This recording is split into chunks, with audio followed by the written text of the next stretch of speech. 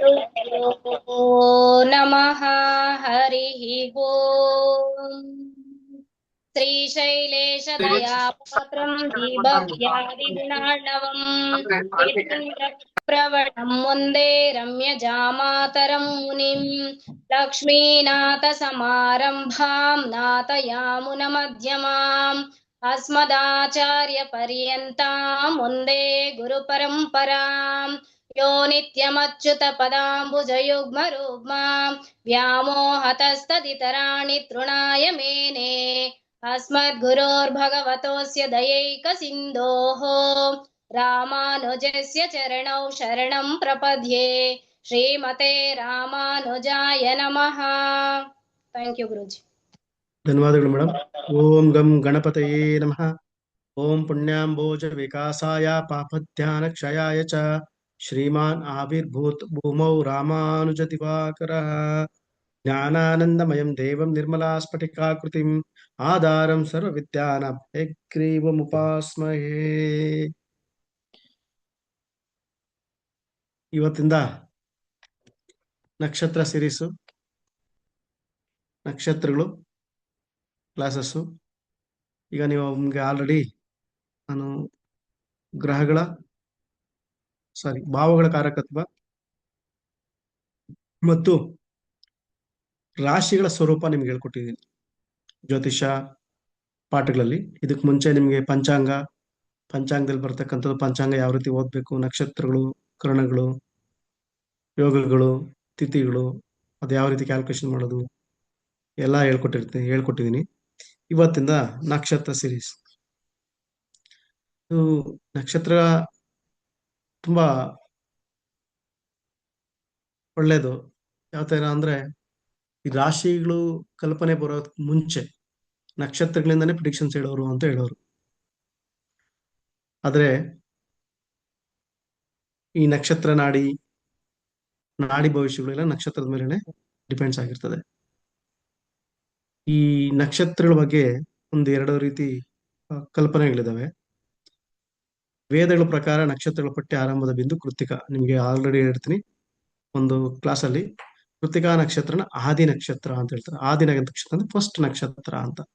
ಈ ವೇದಗಳಲ್ಲಿ ನಕ್ಷತ್ರ ಸೂಕ್ತ ಶುರುವಾಗೋದು ಯಾರಾದ್ರೂ ಪುರೋಹಿತ ಮಾಡ್ತಕ್ಕಂಥವ್ರು ಗೊತ್ತಿರ್ತದೆ, ಕೃತಿಕಾ ನಕ್ಷತ್ರದಿಂದ ಶುರುವಾಗ್ತದೆ, ಲಾಸ್ಟ್ ಅಲ್ಲಿ ಭರಣಿ ನಕ್ಷತ್ರ ಇರ್ತದೆ ಅಂತ.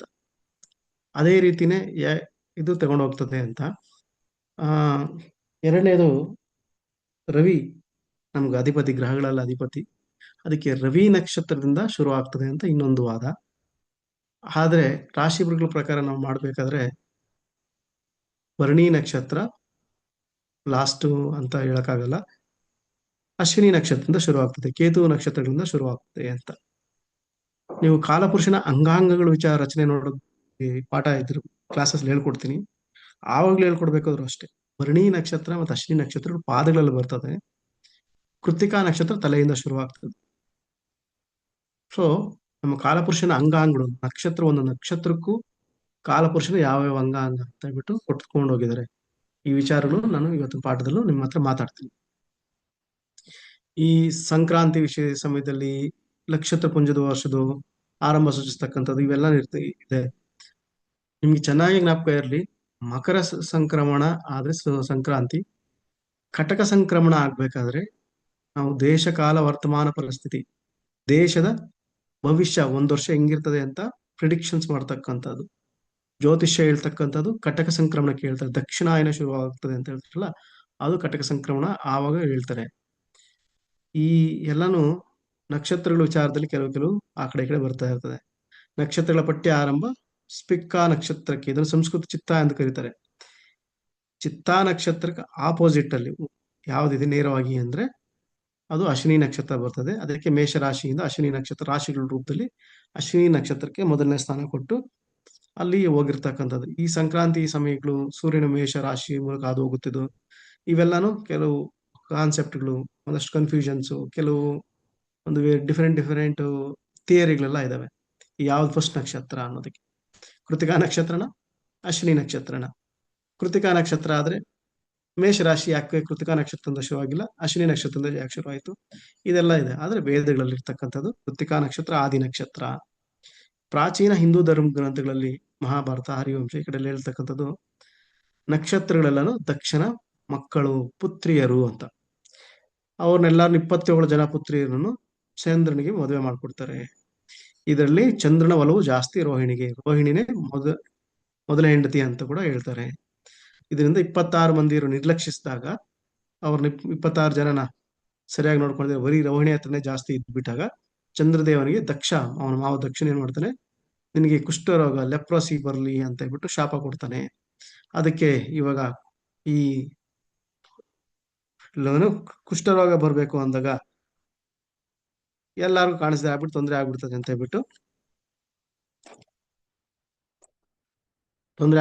ಹೇಳ್ಬಿಟ್ಟು ಚಂದ್ರದೇವನ್ ಕೂತ್ಕೊಂಡು ಜಪ ಮಾಡಿದಾಗ ಮಹಾವಿಷ್ಣು ಅದಕ್ಕೆ ಶಾಪ ಪರಿಹಾರ ಕೊಡ್ತಾನೆ. ಏನಪ್ಪಾ ಅಂದ್ರೆ 15 ದಿವಸ ನೀನು ಕ್ಷೀಣವಾಗಿ 15 ದಿವಸ ನೀನು ವೃದ್ಧಿಯಾಗಿ ಆಗ್ತಾ ಇರು, ಆವಾಗ ನಿನಗೆ ವೃದ್ಧಿ ಕ್ಷಯ ಆಗಿ ನಿನಗೆ ಈ ಕುಷ್ಠರೋಗ ಹೋಗ್ಬಿಡುತ್ತೆ.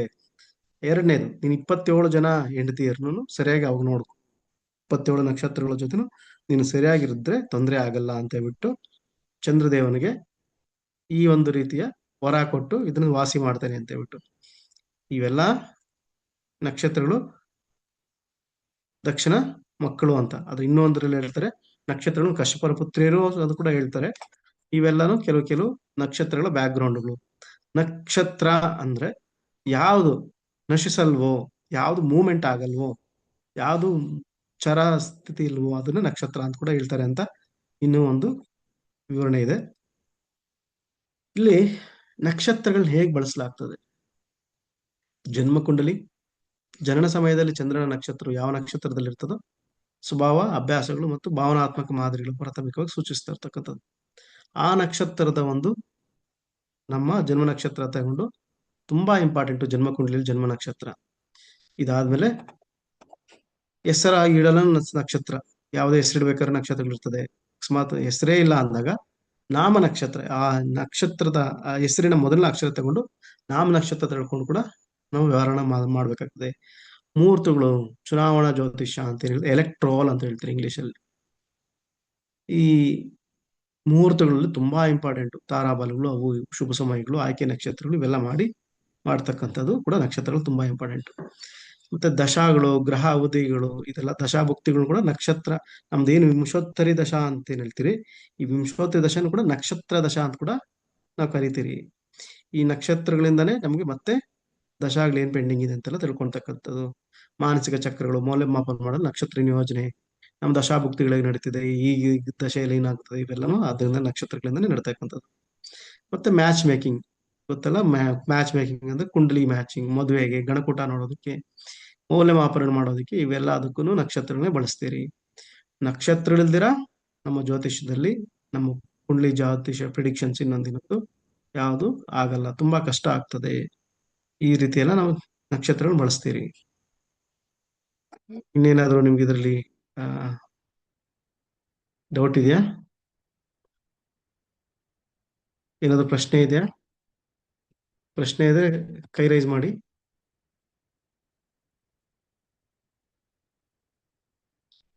ಈ ಪ್ರಶ್ನೆ ಇಲ್ಲ ಅಂದ್ರೆ ಎಲ್ಲ ಒಂದು ಥ್ಯಾಂಕ್ಸ್ ಒಂದು ಹೇಳಿ ಥಮ್ಸ್ ಅಪ್ ಕೊಡ್ತೀರಾ ಯಾರಾದ್ರು? ಕೇಳಿಸ್ತಾ ಇದೆಯಾ ಮಾತಾಡ್ತಿರೋದು? Okay, thank you sir. ಮೊದಲನೇ ನಕ್ಷತ್ರ ನೋಡಿ,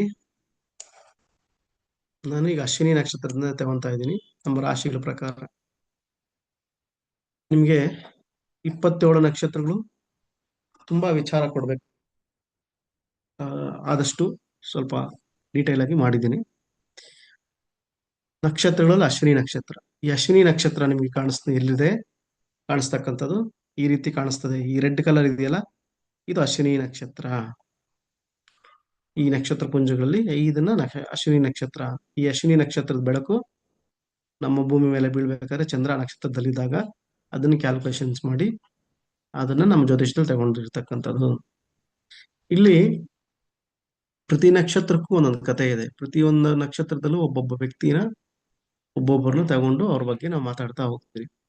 ಇಲ್ಲಿ ನಕ್ಷತ್ರಗಳ ಅಶ್ವಿನಿ ನಕ್ಷತ್ರಕ್ಕೆ ಅಧಿದೇವತೆಗಳು ಅಶ್ವಿನಿ ದೇವತೆಗಳು. ಅಶ್ವಿನಿ ದೇವತೆಗಳು ಯಾರು ಅಂದ್ರೆ ಮನುಷ್ಯ ರೂಪದಲ್ಲಿ ಇರ್ತಕ್ಕಂಥ ಕುದುರೆ ಇರ್ತಕ್ಕಂಥವ್ರು ಅಶ್ವಿನಿ ದೇವತೆಗಳು.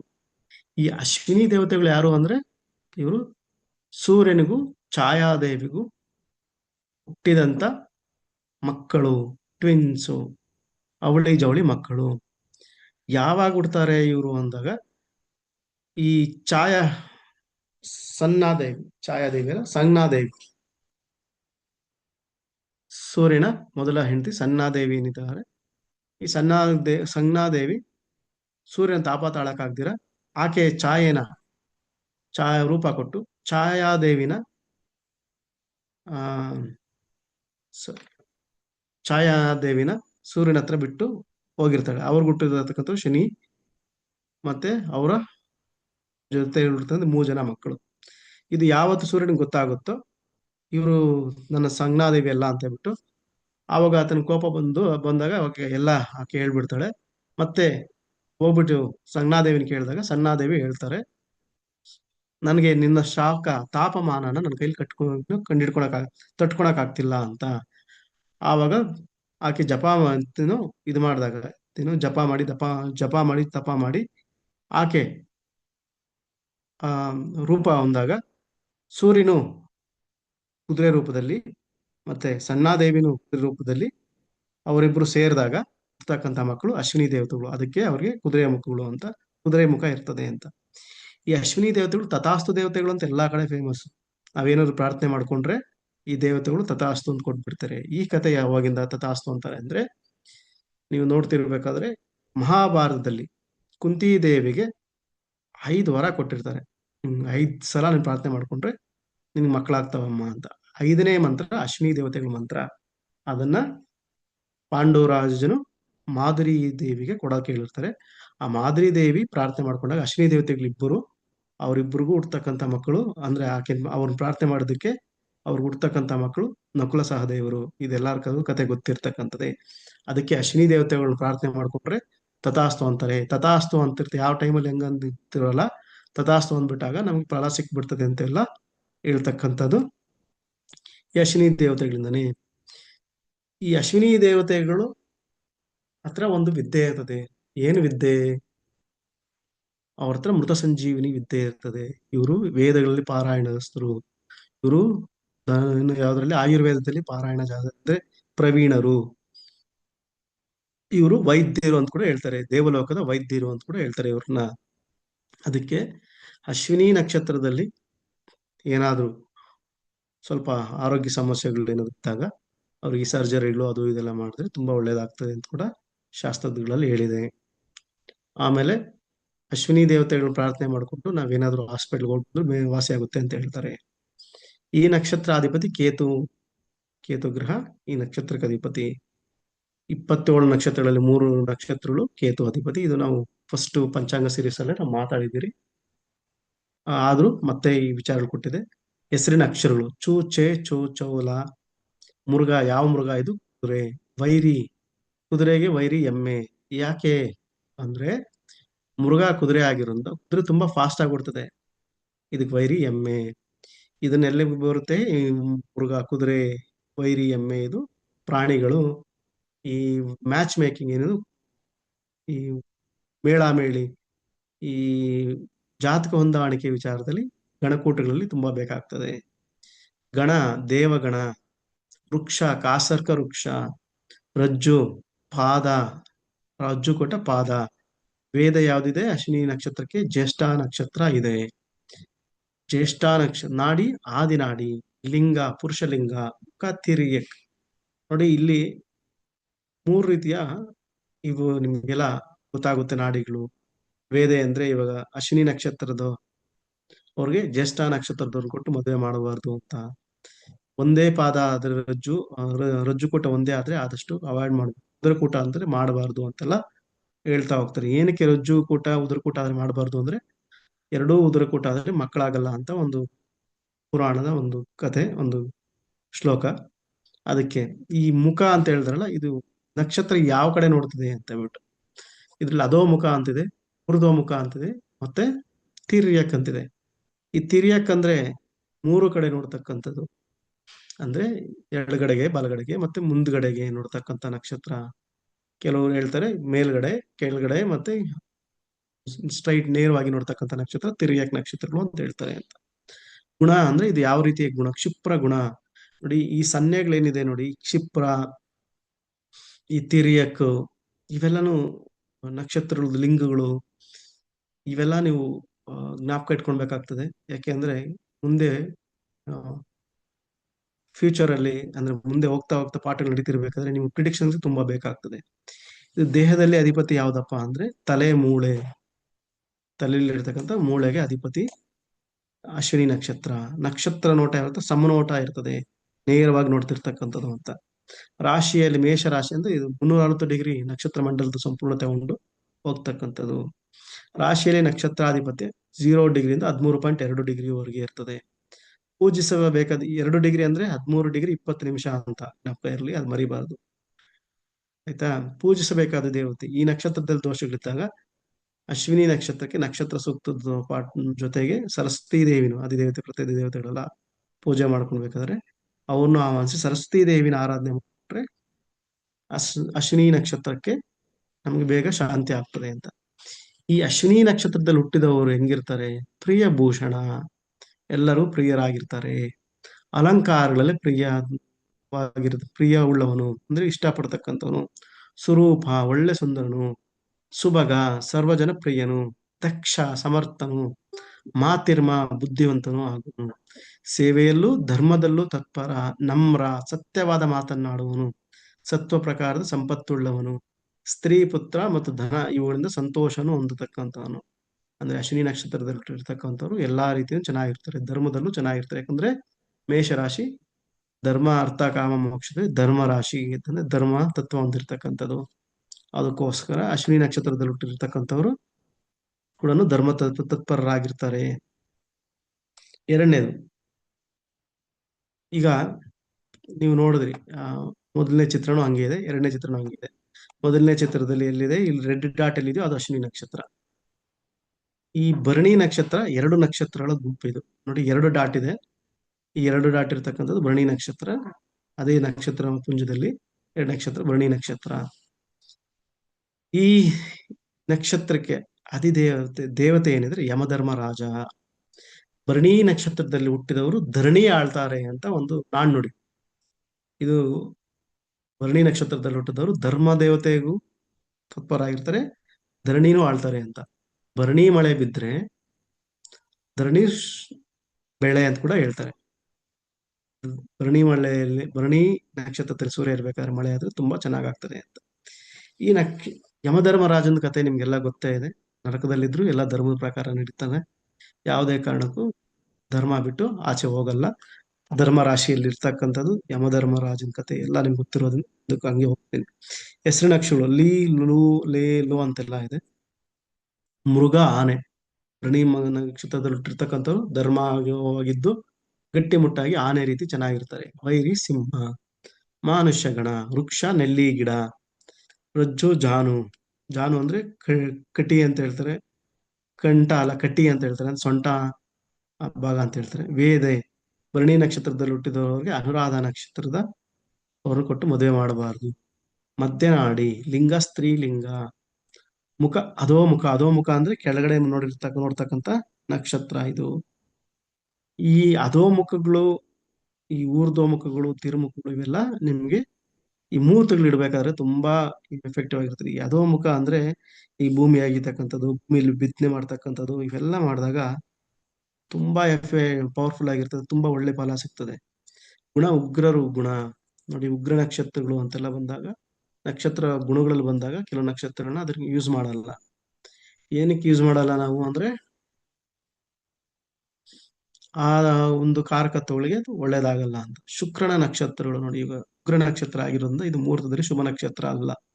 ಈ ತರ ಕೆಲವು ಗುಣಗಳೆಲ್ಲ ಅದು ಹೋಗ್ತಾ ಇರ್ತದೆ. ದೇಹದಲ್ಲಿ ಅಧಿಪತ್ತೆ ತಲೆ, ಮೂಳೆ, ಕಣ್ಣಿನ ಭಾಗ ಇರ್ತಕ್ಕಂಥ ನಕ್ಷತ್ರ ಕೆಳನೋಟ, ಕೆಳಗಡೆ ನೋಡ್ತಾ ಇರ್ತಕ್ಕಂಥದ್ದು. ರಾಶಿಯಲ್ಲಿ ನಕ್ಷತ್ರಾಧಿಪತ್ಯ 13 ಡಿಗ್ರಿ 20 ನಿಮಿಷದಿಂದ 26 ಡಿಗ್ರಿ 4 ನಿಮಿಷದವರೆಗೆ 40 ನಿಮಿಷದವರೆಗೆ ಇರ್ತಕ್ಕಂಥದ್ದು ಭರಣಿ ನಕ್ಷತ್ರ. ಪೂಜಿಸಬೇಕಾದ ದೇವತೆ ಶ್ರೀ ದುರ್ಗಾದೇವಿ. ದುರ್ಗಾದೇವಿ ಆರಾಧನೆ ಮಾಡಿದ್ರೆ ಭರಣಿ ನಕ್ಷತ್ರದ ದೋಷಗಳೆಲ್ಲ ಹೋಗ್ತದೆ. ಭರಣಿ ನಕ್ಷತ್ರದಲ್ಲಿ ಹುಟ್ಟಿದವರು ಕೃತ ನಿಶ್ಚಯ, ಪ್ರಾರಂಭಿಸಿದ ಕಾರ್ಯವನ್ನು ನಿಶ್ಚಯವಾಗಿ ನೆರವೇರಿಸುವವನು, ಯಥಾರ್ಥವಾದಿಯಾಗಿ ನಿಜವನ್ನೇ ಹೇಳುವನು.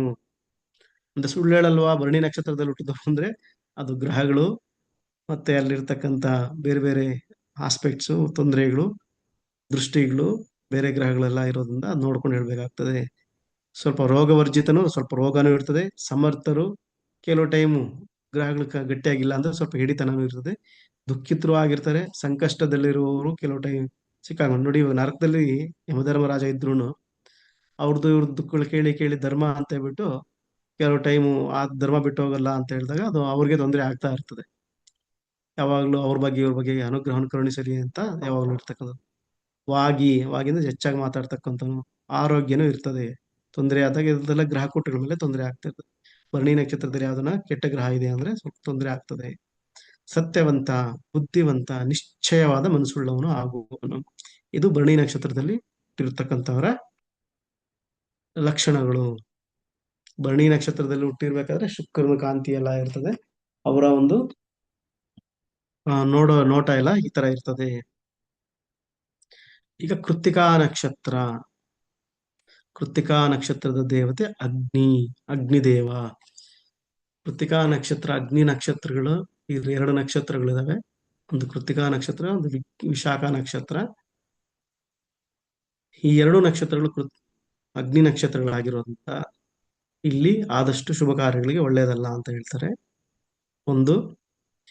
ಎರಡನೇದು ಏನಪ್ಪಾ ಅಂದ್ರೆ ಈ ನಕ್ಷತ್ರಗಳಲ್ಲಿ ಕೆಲವು ಶಾಂತಿ ಕಾರ್ಯಗಳಿಗೆ ತುಂಬಾ ಶ್ರೇಷ್ಠ. ಯಾವುದೇ ನಕ್ಷತ್ರ ಈ ನಕ್ಷತ್ರದಲ್ಲಿ ಈ ತರ ಇಡಬಾರ್ದು, ಆ ತರ ಇಡಬಾರ್ದು. ಕೆಲವು ನಕ್ಷತ್ರಗಳು ಕೆಲವು ಕಾರ್ಯಗಳಿಗೆ ತುಂಬಾ ಅದ್ಭುತವಾಗಿರ್ತದೆ. ಆ ತರದ ಒಂದು ನಕ್ಷತ್ರ ಇದು ಕೃತ್ತಿಕಾ ನಕ್ಷತ್ರ. ಕೃತ್ತಿಕಾ ನಕ್ಷತ್ರದಲ್ಲಿ ಪಿತೃದೋಷ ಶಾಂತಿಗಳಿಗೆ ತುಂಬಾ ಶ್ರೇಷ್ಠ. ಇದು ಆದಿ ನಕ್ಷತ್ರ ಅಂತ ಕರೆಯೋದ್ರಿಂದ ಇದು ತುಂಬಾ ಶ್ರೇಷ್ಠ ಅಂತ ಹೇಳ್ತಾರೆ. ಈ ಅಗ್ನಿದೇವನ ಕತೆ ಏನಪ್ಪಾ ಅಂದ್ರೆ ನಿಮ್ಗೆಲ್ಲ ಗೊತ್ತೇ ಇದೆ. ಇಂದ್ರನ ಸಭೆಯಲ್ಲಿ ಇರ್ತಾನೆ. ಯಾವ್ದನ್ನಾದ್ರೂ ಹೋಗಿ ದಹನ ಮಾಡುವ, ಹೊಟ್ಟೆ ಹಸುವು ಅದೆಲ್ಲ ಇರ್ತದಂತ ಆತನಿಗೆ ಯಾವ್ದು ಬೇಕಾದ್ರೂ ದಹನ ಮಾಡ್ತಕ್ಕಂಥದ್ದು. ಆತ ಇನ್ನೊಂದೇನಪ್ಪಾ ಅಂದ್ರೆ ಬ್ರಾಹ್ಮಣ ಆಗಿರೋದು. ಅಗ್ನಿದೇವ ದೇವರುಗಳಲ್ಲಿ ಒಬ್ರು ಬ್ರಾಹ್ಮಣ ಅಂತ ಹೇಳ್ತಾರೆ. ಎಲ್ಲಾ ದೇವ್ರಿಗೂ ನಾವು ಯಾವುದೇ ದೇವ್ರನ್ನ ಕರೆದು ನಾವು ಅವ್ರಿಗೆ ಹೋಮ ಹವಿಸುಗಳು ಕೊಟ್ರೆ ಅಗ್ನಿದೇವ ಡೈರೆಕ್ಟ್ ಆಗಿ ಅವ್ರಿಗೆ ಸೇರಿಸ್ತಾನೆ ಅಂತ ಹೇಳ್ಬಿಟ್ಟು ಅಗ್ನಿದೇವನಿಗೆ ತುಂಬಾ ಇಂಪಾರ್ಟೆನ್ಸ್ ಇರ್ತದೆ. ಅಗ್ನಿದೇವನ ಪ್ರಾರ್ಥನೆ ಮಾಡೋದು ತುಂಬಾ ಸೈಲೆಂಟ್ ಆಗಿರ್ತಾರೆ ಇವರು. ಈ ನಕ್ಷತ್ರದಲ್ಲಿ ಹುಟ್ಟಿರ್ತಕ್ಕಂಥ ಕೃತಿಕಾ ನಕ್ಷತ್ರದ ಆದ್ರೆ ಇವ್ರು ಏನ್ ಬೇಕಾದ್ರೂ ಮಾಡೋದಕ್ಕೆ ಗಟ್ಟಿಯಾಗಿರ್ತಾರೆ. ಎಲ್ಲದಕ್ಕೂ ರೆಡಿ ಇರ್ತಕ್ಕಂಥ ಒಂದು ನಕ್ಷತ್ರ ಇದು. ಈ ನಕ್ಷತ್ರಾಧಿಪತಿ ರವಿ. ಹೆಸರಿನ ನಕ್ಷತ್ರಗಳು ಅ, ಇ, ಉ, ಎ. ಮೃಗಾಶಿ ಒಂದು ಆಡು, ಮೇಕೆ. ವೈರಿ ಕಪಿ. ಮತ್ತೆ ಕಪಿ ತಾನು ಮೊಸ ತಿಂದು ಆಡು ಮೇಕೆ ಬಾಯಿ ಬೂವಸ್ತಂತೆ ಅಂತ ಹೇಳ್ತಾರಲ್ಲ, ಆ ತರ ಆಡು ಕಪಿ ಯಾವಾಗ್ಲೂ ಸ್ವಲ್ಪ ವೈರಿಗಳ ತರ ಇರ್ತಾರೆ. ರಾಕ್ಷಸಗಣ ಇದು. ಇದು ತ್ರಿಪಾದಿ ನಕ್ಷತ್ರ. ಎಲ್ಲಿ ತ್ರಿಪಾದಿ ನಕ್ಷತ್ರ? ವೃಷಭ ರಾಶಿಯಲ್ಲಿ ತ್ರಿಪಾದಿ ನಕ್ಷತ್ರ, ಮೇಷರಾಶಿಯಲ್ಲಿ ಏಕಪಾದ ಇರ್ತದೆ. ಇದು ನಿಮ್ಗೆ ಆಲ್ರೆಡಿ ನಾನು ನಕ್ಷತ್ರ ಮಂಡಲ ರಾಶಿ ಮಂಡಲದಲ್ಲೂ ನಿಮ್ಗೆ ಎಕ್ಸ್ಪ್ಲೈನ್ ಮಾಡಿದ್ದೀನಿ. ಇದು ಮತ್ತೆ ನಿಮ್ಗೆ ಒಂದೆರಡು ವಿಚಾರ ರಿಪೀಟ್ ಆಗಿರ್ಬೋದು. ಆದ್ರೆ ತುಂಬಾ ವಿಚಾರ ನಕ್ಷತ್ರಗಳ ಬಗ್ಗೆ ನಿಮ್ಗೆ ಈ ವಿಚಾರಗಳೆಲ್ಲ ತುಂಬಾ ಬೇಕಾಗಿದೆ ಪ್ರಿಡಿಕ್ಷನ್ಸ್ಗೆ. ಅದಕ್ಕೆ ನಿಮ್ಗೆ ಕೊಡ್ತಾ ಇದ್ದೀನಿ. ಒಂದು ವಿವಾಹ ಸಾಲಾವಳಿ ಎಲ್ಲಾದ್ರೂ ಬೇಕಾಗಿರುತ್ತೆ, ಒಂದು ಜಾತಕ ಕುಂಡ್ಲಿಯಲ್ಲಿ ಬೇಕಾಗಿರುತ್ತೆ, ಇಲ್ಲ ಒಂದು ಮುಹೂರ್ತಗಳಲ್ಲಾದ್ರೂ ಬೇಕಾಗಿರುತ್ತೆ. ನಕ್ಷತ್ರಗಳು ಈ ವಿಚಾರಗಳೆಲ್ಲ ದಯವಿಟ್ಟು ಮನನ ಮಾಡ್ಕೊಡ್ರಿ. ವೃಕ್ಷ ಹತ್ತಿ ಮರ. ಈ ಹತ್ತಿ ಮರ ನಿಮ್ಗೆಲ್ಲ ಗೊತ್ತೇ ಇರ್ತದೆ. ಎಲ್ಲಾ ಕಡೆ ಹಳ್ಳಿ ಕಡೆ ಸಿಗ್ತದೆ. ರಜ್ಜುಕೂಟ, ನಾಭಿಕೂಟ. ವೇದ ನಕ್ಷತ್ರ ಯಾವುದು?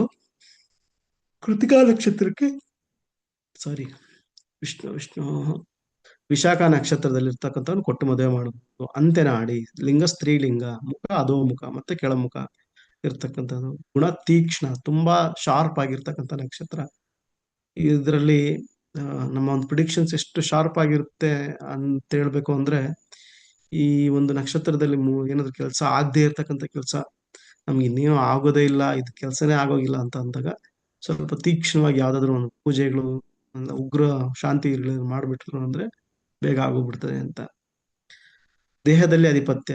ಕೃತಿಕಾ 1ನೇ ಪದ ತಲೆ ಕಣ್ಣು, 2, 3, 4ನೇ ಪದ ಮುಖ ಕತ್ತು. ನಕ್ಷತ್ರ ನೋಟ ಕೆಳನೋಟ. ಯಾಕೆ ಅಂದ್ರೆ ಒಂದನೇ ಪಾದ ಮೇಷರಾಶಿಗೆ ಬರ್ತದೆ, 2, 3, 4 ಪಾದ ವೃಷಭ ರಾಶಿಗೆ ಬರ್ತದೆ. ನಕ್ಷತ್ರ ನೋಟ ಕೆಳನೋಟ. ರಾಶಿಯಲ್ಲಿ ನಕ್ಷತ್ರಾಧಿಪತ್ಯ ನಕ್ಷತ್ರ ಮಂಡಲ 360 ಡಿಗ್ರಿಗೆ ತಗೊಳ್ತಾ ಇದ್ದೀನಿ. ಮೇಷರಾಶಿಯಿಂದ 26 ಡಿಗ್ರಿ 40 ನಿಮಿಷದಿಂದ 40 ಡಿಗ್ರಿ, ವೃಷಭ ರಾಶಿಯಲ್ಲಿ 10 ಡಿಗ್ರಿವರೆಗೂ ಇರ್ತದೆ. ಇಲ್ಲಿ ಪೂಜಿಸಬೇಕಾದ ಅಧಿದೇವತೆಯನ್ನು ಸುಬ್ರಹ್ಮಣ್ಯ ಸ್ವಾಮಿ. ಸುಬ್ರಹ್ಮಣ್ಯ ಸ್ವಾಮಿ ನಕ್ಷತ್ರದಲ್ಲಿ, ಈ ನಕ್ಷತ್ರದಲ್ಲಿ ಹುಟ್ಟಿರ್ತಕ್ಕಂಥ ಕೃತಿಕಾ ನಕ್ಷತ್ರದವರು, ಇಲ್ಲ ಈ ಕೃತಿಕಾ ನಕ್ಷತ್ರ ದೋಷ ಆಗಿರ್ತಕ್ಕಂಥವ್ರು ಸುಬ್ರಹ್ಮಣ್ಯ ಸ್ವಾಮಿನ ಆರಾಧನೆ ಮಾಡೋದ್ರಿಂದ ನಕ್ಷತ್ರ ಶಾಂತಿ ಆಗುತ್ತೆ. ನಕ್ಷತ್ರದಲ್ಲಿ ಹುಟ್ಟಿದವರು ಬಹು ಅಧಿಕವಾಗಿ ಭೋಜನ ಮಾಡ್ತಾರೆ. ಇಲ್ಲಿ ಇಲ್ಲಿ ಏನು ಗ್ರಂಥಗಳೆಲ್ಲ ಕೊಟ್ಟಿದ್ದೋ ಅದನ್ನ ಕೊಟ್ಟಿದ್ದೀನಿ. ಕೃತಿಕಾ ನಕ್ಷತ್ರದಲ್ಲಿರೋರ್ಗೆ ಆಗ್ಬಿಡುತ್ತೆ ಅಂತ ನಾನು ಹೇಳಕ್ಕಾಗಲ್ಲ. ಅವು ಗ್ರಹಕೂಟಗಳು ಎಲ್ಲ ಪ್ರಿಡಿಕ್ಷನ್ಸ್ ಎಲ್ಲ ನೋಡ್ಕೊಂಡು ಹೇಳ್ಬೇಕಾಗುತ್ತೆ. ಪರರ ಹೆಂಡತಿಯಲ್ಲಿ ಆಸಕ್ತಿ ಉಳ್ಳವರು, ಕಾಂತಿ ತುಂಬಾ ಅಟ್ರಾಕ್ಟಿವ್ ಆಗಿರ್ತಕ್ಕಂಥವ್ರು, ಪ್ರಸಿದ್ಧ ಪುರುಷನು ಆಗ್ತಾರೆ. ಹೇರಳವಾಗಿ ಭೋಜನ ಮಾಡಿ ಸುಳ್ಳು ಕೂಡ ಹೇಳ್ತಾರೆ. ಕೆಲವು ಟೈಮ್ ಗ್ರಹಗತಿಗಳು ಚೆನ್ನಾಗಿಲ್ಲ, ದರಿದ್ರನು ನಿರರ್ಥಕವಾಗಿ ಸಂಚರಿಸೋದು, ಸುಮ್ಮನೆ ಮಾಡೋ ಕೆಲಸ ಸಂಚರಿಸ್ತಾ ಇರ್ತಾರೆ. ಕೃತಜ್ಞ ನೋಡಿ, ಇಲ್ಲಿ 2ನೇ ಜ್ಞ ಯೂಸ್ ಮಾಡಿದ್ರು. ಕೃತಜ್ಞ ಅಂದ್ರೆ ಯಾರಾದ್ರೂ ಅವ್ರಿಗೆ ಒಳ್ಳೇದ್ ಮಾಡಿದ್ದಾರೆ, ಅವ್ರನ್ನ ನೆನೆಸ್ಕೊಳ್ಳೋದಿಲ್ಲ. ಅವ್ರ ಬಗ್ಗೆ ಇವ್ ನನ್ಗೆ ಒಳ್ಳೇದ್ ಮಾಡೋರಂತ ಯಾರಿಗೂ ಹೇಳಲ್ಲ. ಇವ್ನ ನೀನ್ ಎಷ್ಟೇ ಮಾಡಿದ್ರು ನಾನು ಕೃತಜ್ಞನಾಗಿರ್ತೀನಿ ಅಂದ್ರೆ ಅವ್ನು ಏನೇನು ನನ್ಗೆ ಮಾಡಿಲ್ಲ ಅಂತ ಹೇಳ್ತಕ್ಕಂಥವನು ಕೃತಿಕಾ ನಕ್ಷತ್ರದಲ್ಲಿ ಹುಡ್ತಾರೆ ಅಂತ. ಕಠೋರವಾಗಿ ತುಂಬಾ ಕಠಿಣವಾಗಿ ಮಾತಾಡ್ತಕ್ಕಂಥವ್ರು, ಬೇರೆಯವ್ರ ಬಗ್ಗೆ ನಿಂದನೆ ಮಾಡ್ತಕ್ಕಂಥವ್ರು. ಆದ್ರೂ ಇಷ್ಟೆಲ್ಲಾ ಕೆಟ್ಟ ಗುಣಗಳು ಇದ್ರೂ ಕೃತಿಕಾ ನಕ್ಷತ್ರದಲ್ಲಿ ಕೆಲವು ಸುಗುಣಗಳಿಂದ ಶೋಭಿಸುವನು ಅಂತ ಹೇಳ್ತಾರೆ. ತೇಜಸ್ವಿ, ಅಟ್ರಾಕ್ಟಿವ್ ಆಗಿರ್ತಾರೆ, ನೀತಿಯುಕ್ತ, ಹೊಟ್ಟೆ ಭಾಗ, ಬಹು ಜನರಿಗೆ ಬೇಕಾಗಿರೋನು, ಗಂಭೀರನು, ಕುಶಲ ಬುದ್ಧಿ, ಸಿಕ್ಕಾಪಟ್ಟೆ ಹೈಲಿ ಇಂಟೆಲಿಜೆಂಟ್ ತರ ಇರ್ತಾರೆ, ಬಹುಮಾನವಂತನು ಆಗುವನು. ನಿಮ್ಗೆ ಗೊತ್ತೇ ಇರಲಿ, ಅಗ್ನಿ ಕಾರ್ಯ ಯಾವ್ದು ಜಾಸ್ತಿ ಇರುತ್ತೆ ಬಾಡಿಯಲ್ಲಿ, ಅವ್ರಿಗೆ ಒಳ್ಳೆ ಪಚನ ಕ್ರಿಯೆ, ಜೀರ್ಣಕ್ರಿಯೆ ಆಗ್ತದೆ. ಅದಕ್ಕೆ ಅವ್ರಿಗೆ ಜಾಸ್ತಿ ಭೋಜನ ಮಾಡ್ಬೇಕಾಗ್ತಾರೆ. ಇವ್ರು ಎಷ್ಟು ಭೋಜನ ಮಾಡಿದ್ರು ಸಣ್ಣಕ್ಕೆ ಇರ್ತಾರೆ. ಅಷ್ಟು ಬೇಗ ಯಾರಿಗೇ ಆಗ್ಲಿ, ಆ ಯಾವ್ದೋ ಒಂದು ಕ್ಲಾಸ್ ಅಟೆಂಡ್ ಮಾಡ್ತಾ ಇದ್ದೆ, ಕ್ಲಾಸ್ ಅಲ್ಲ ಯಾವ್ದೋ ಒಂದು ಪ್ರವಚನ ಕೇಳ್ತಾ ಇದ್ದೆ. ಯಾರಿಗೆ ದೇಹದಲ್ಲಿ ಅಗ್ನಿ ಚೆನ್ನಾಗಿ ಪಚನ ಕ್ರಿಯೆ ಜೀರ್ಣಕ್ರಿಯೆ ಮಾಡಿಸ್ತಾ ಇರ್ತದ, ಅವ್ರಿಗೆ ಆರೋಗ್ಯ ಚೆನ್ನಾಗಿರ್ತದೆ, ಯಾವುದೇ ರೀತಿಯ ತೊಂದರೆ ಇರಲ್ಲ. ಯಾವತ್ತು ಜೀರ್ಣಕ್ರಿಯೆ ಕಡಿಮೆ ಆಯ್ತು ಅಂದ್ರೆ ಆವತ್ತು ನಮ್ಮ ಅಲ್ಲಿರ್ತಕ್ಕಂಥ ಅಗ್ನಿ ದೇವನ ಎನರ್ಜಿ ಕಡಿಮೆ ಆಗ್ತದೆ ಅಂತ. ಅದಕ್ಕೆ ಈ ಡಿಟಾಕ್ಸಿಕೇಶನ್ ಮಾಡೋದು ಅದನ್ನೇ. ಫಸ್ಟ್ ಏನ್ ಮಾಡ್ತಾರೆ, ಡಿಟಾಕ್ಸಿಕೇಶನ್ ಮಾಡ್ಬಿಟ್ಟು ಅಗ್ನಿನ ಮತ್ತೆ ಅದನ್ನ ರೀಜುವೆನೇಟ್ ಅಂತ ಮತ್ತೆ ಪುನರುಜ್ಜೀವನ ಮಾಡಿಸ್ತಕ್ಕಂಥದ್ದು ಅಂತ ಈ ಆಯುರ್ವೇದದಲ್ಲಿ ಯಾವ್ದೋ ಒಂದು ಪ್ರವಚನದಲ್ಲಿ ಕೇಳ್ತಿದ್ದೆ ನಾನು. ಸೊ ಅಗ್ನಿ ತುಂಬಾ ಇಂಪಾರ್ಟೆಂಟ್ ನಮ್ಮ ದೇಹದಲ್ಲಿ ಜೀರ್ಣಕ್ರಿಯೆಗೆ. ಇನ್ನ 4ನೇದು, ಇಲ್ಲಿ 4ನೇದು ಬಂದ್ಬಿಟ್ಟು ರೋಹಿಣಿ ನಕ್ಷತ್ರ. ದೇವತೆ ಬ್ರಹ್ಮ, ಅಧಿದೇವತೆ ನೋಡಿ. ನಮ್ಮ ಸೃಷ್ಟಿಕರ್ತ ಬ್ರಹ್ಮನೇ ಇದಕ್ಕೆ ರೋಹಿಣಿ ನಕ್ಷತ್ರಕ್ಕೆ ಅಧಿದೇವತೆ. ಬ್ರಹ್ಮ ಅಧಿದೇವತೆ ಆಗಿದ್ದಾರಪ್ಪ ಅಂದಿದ ತಕ್ಷಣ ನೀವು ನೋಡ್ಬೋದು ಯಾವ ತರ ಬೇಕಾದರೂ ಒಂದು ಸೃಷ್ಟಿನ ಕಂಟಿನ್ಯೂ ಮಾಡೋದಕ್ಕೆ ಬೇಕಾಗಿರ್ತಕ್ಕಂಥ ಎಲ್ಲಾನು. ಆದ್ರೆ ಇಲ್ಲಿ ಪೂಜಿಸಬೇಕಾದ ದೇವತೆ ಶ್ರೀಕೃಷ್ಣ. ಏನಕ್ಕೆ ಪೂಜಿಸಬೇಕಾದ ದೇವತೆ ಶ್ರೀಕೃಷ್ಣ ಅಂದ್ರೆ, ರೋಹಿಣಿ ನಕ್ಷತ್ರದಲ್ಲಿ ಮಹಾಭಾರತದಲ್ಲಿ ಶ್ರೀಕೃಷ್ಣನ ಜನ್ಮ ಆಗುತ್ತೆ. ಅದಕ್ಕೆ ರೋಹಿಣಿ ನಕ್ಷತ್ರ ದೋಷಗಳಾಗ್ಲಿ, ರೋಹಿಣಿ ನಕ್ಷತ್ರದಲ್ಲಿ ನಮ್ಗೆ ಏನಾದ್ರು ಆಗ್ಬೇಕು ಅಂದ್ರೆ ನಾವು ಪೂಜೆ ಮಾಡ್ತಕ್ಕಂಥದ್ದು ಶ್ರೀಕೃಷ್ಣನ ಪೂಜೆ ಮಾಡ್ಬೇಕು. ಈ ಶ್ರೀಕೃಷ್ಣನ್ ಕತೆ ನಿಮ್ಗೆಲ್ಲ ಗೊತ್ತೇ ಇರ್ತದೆ.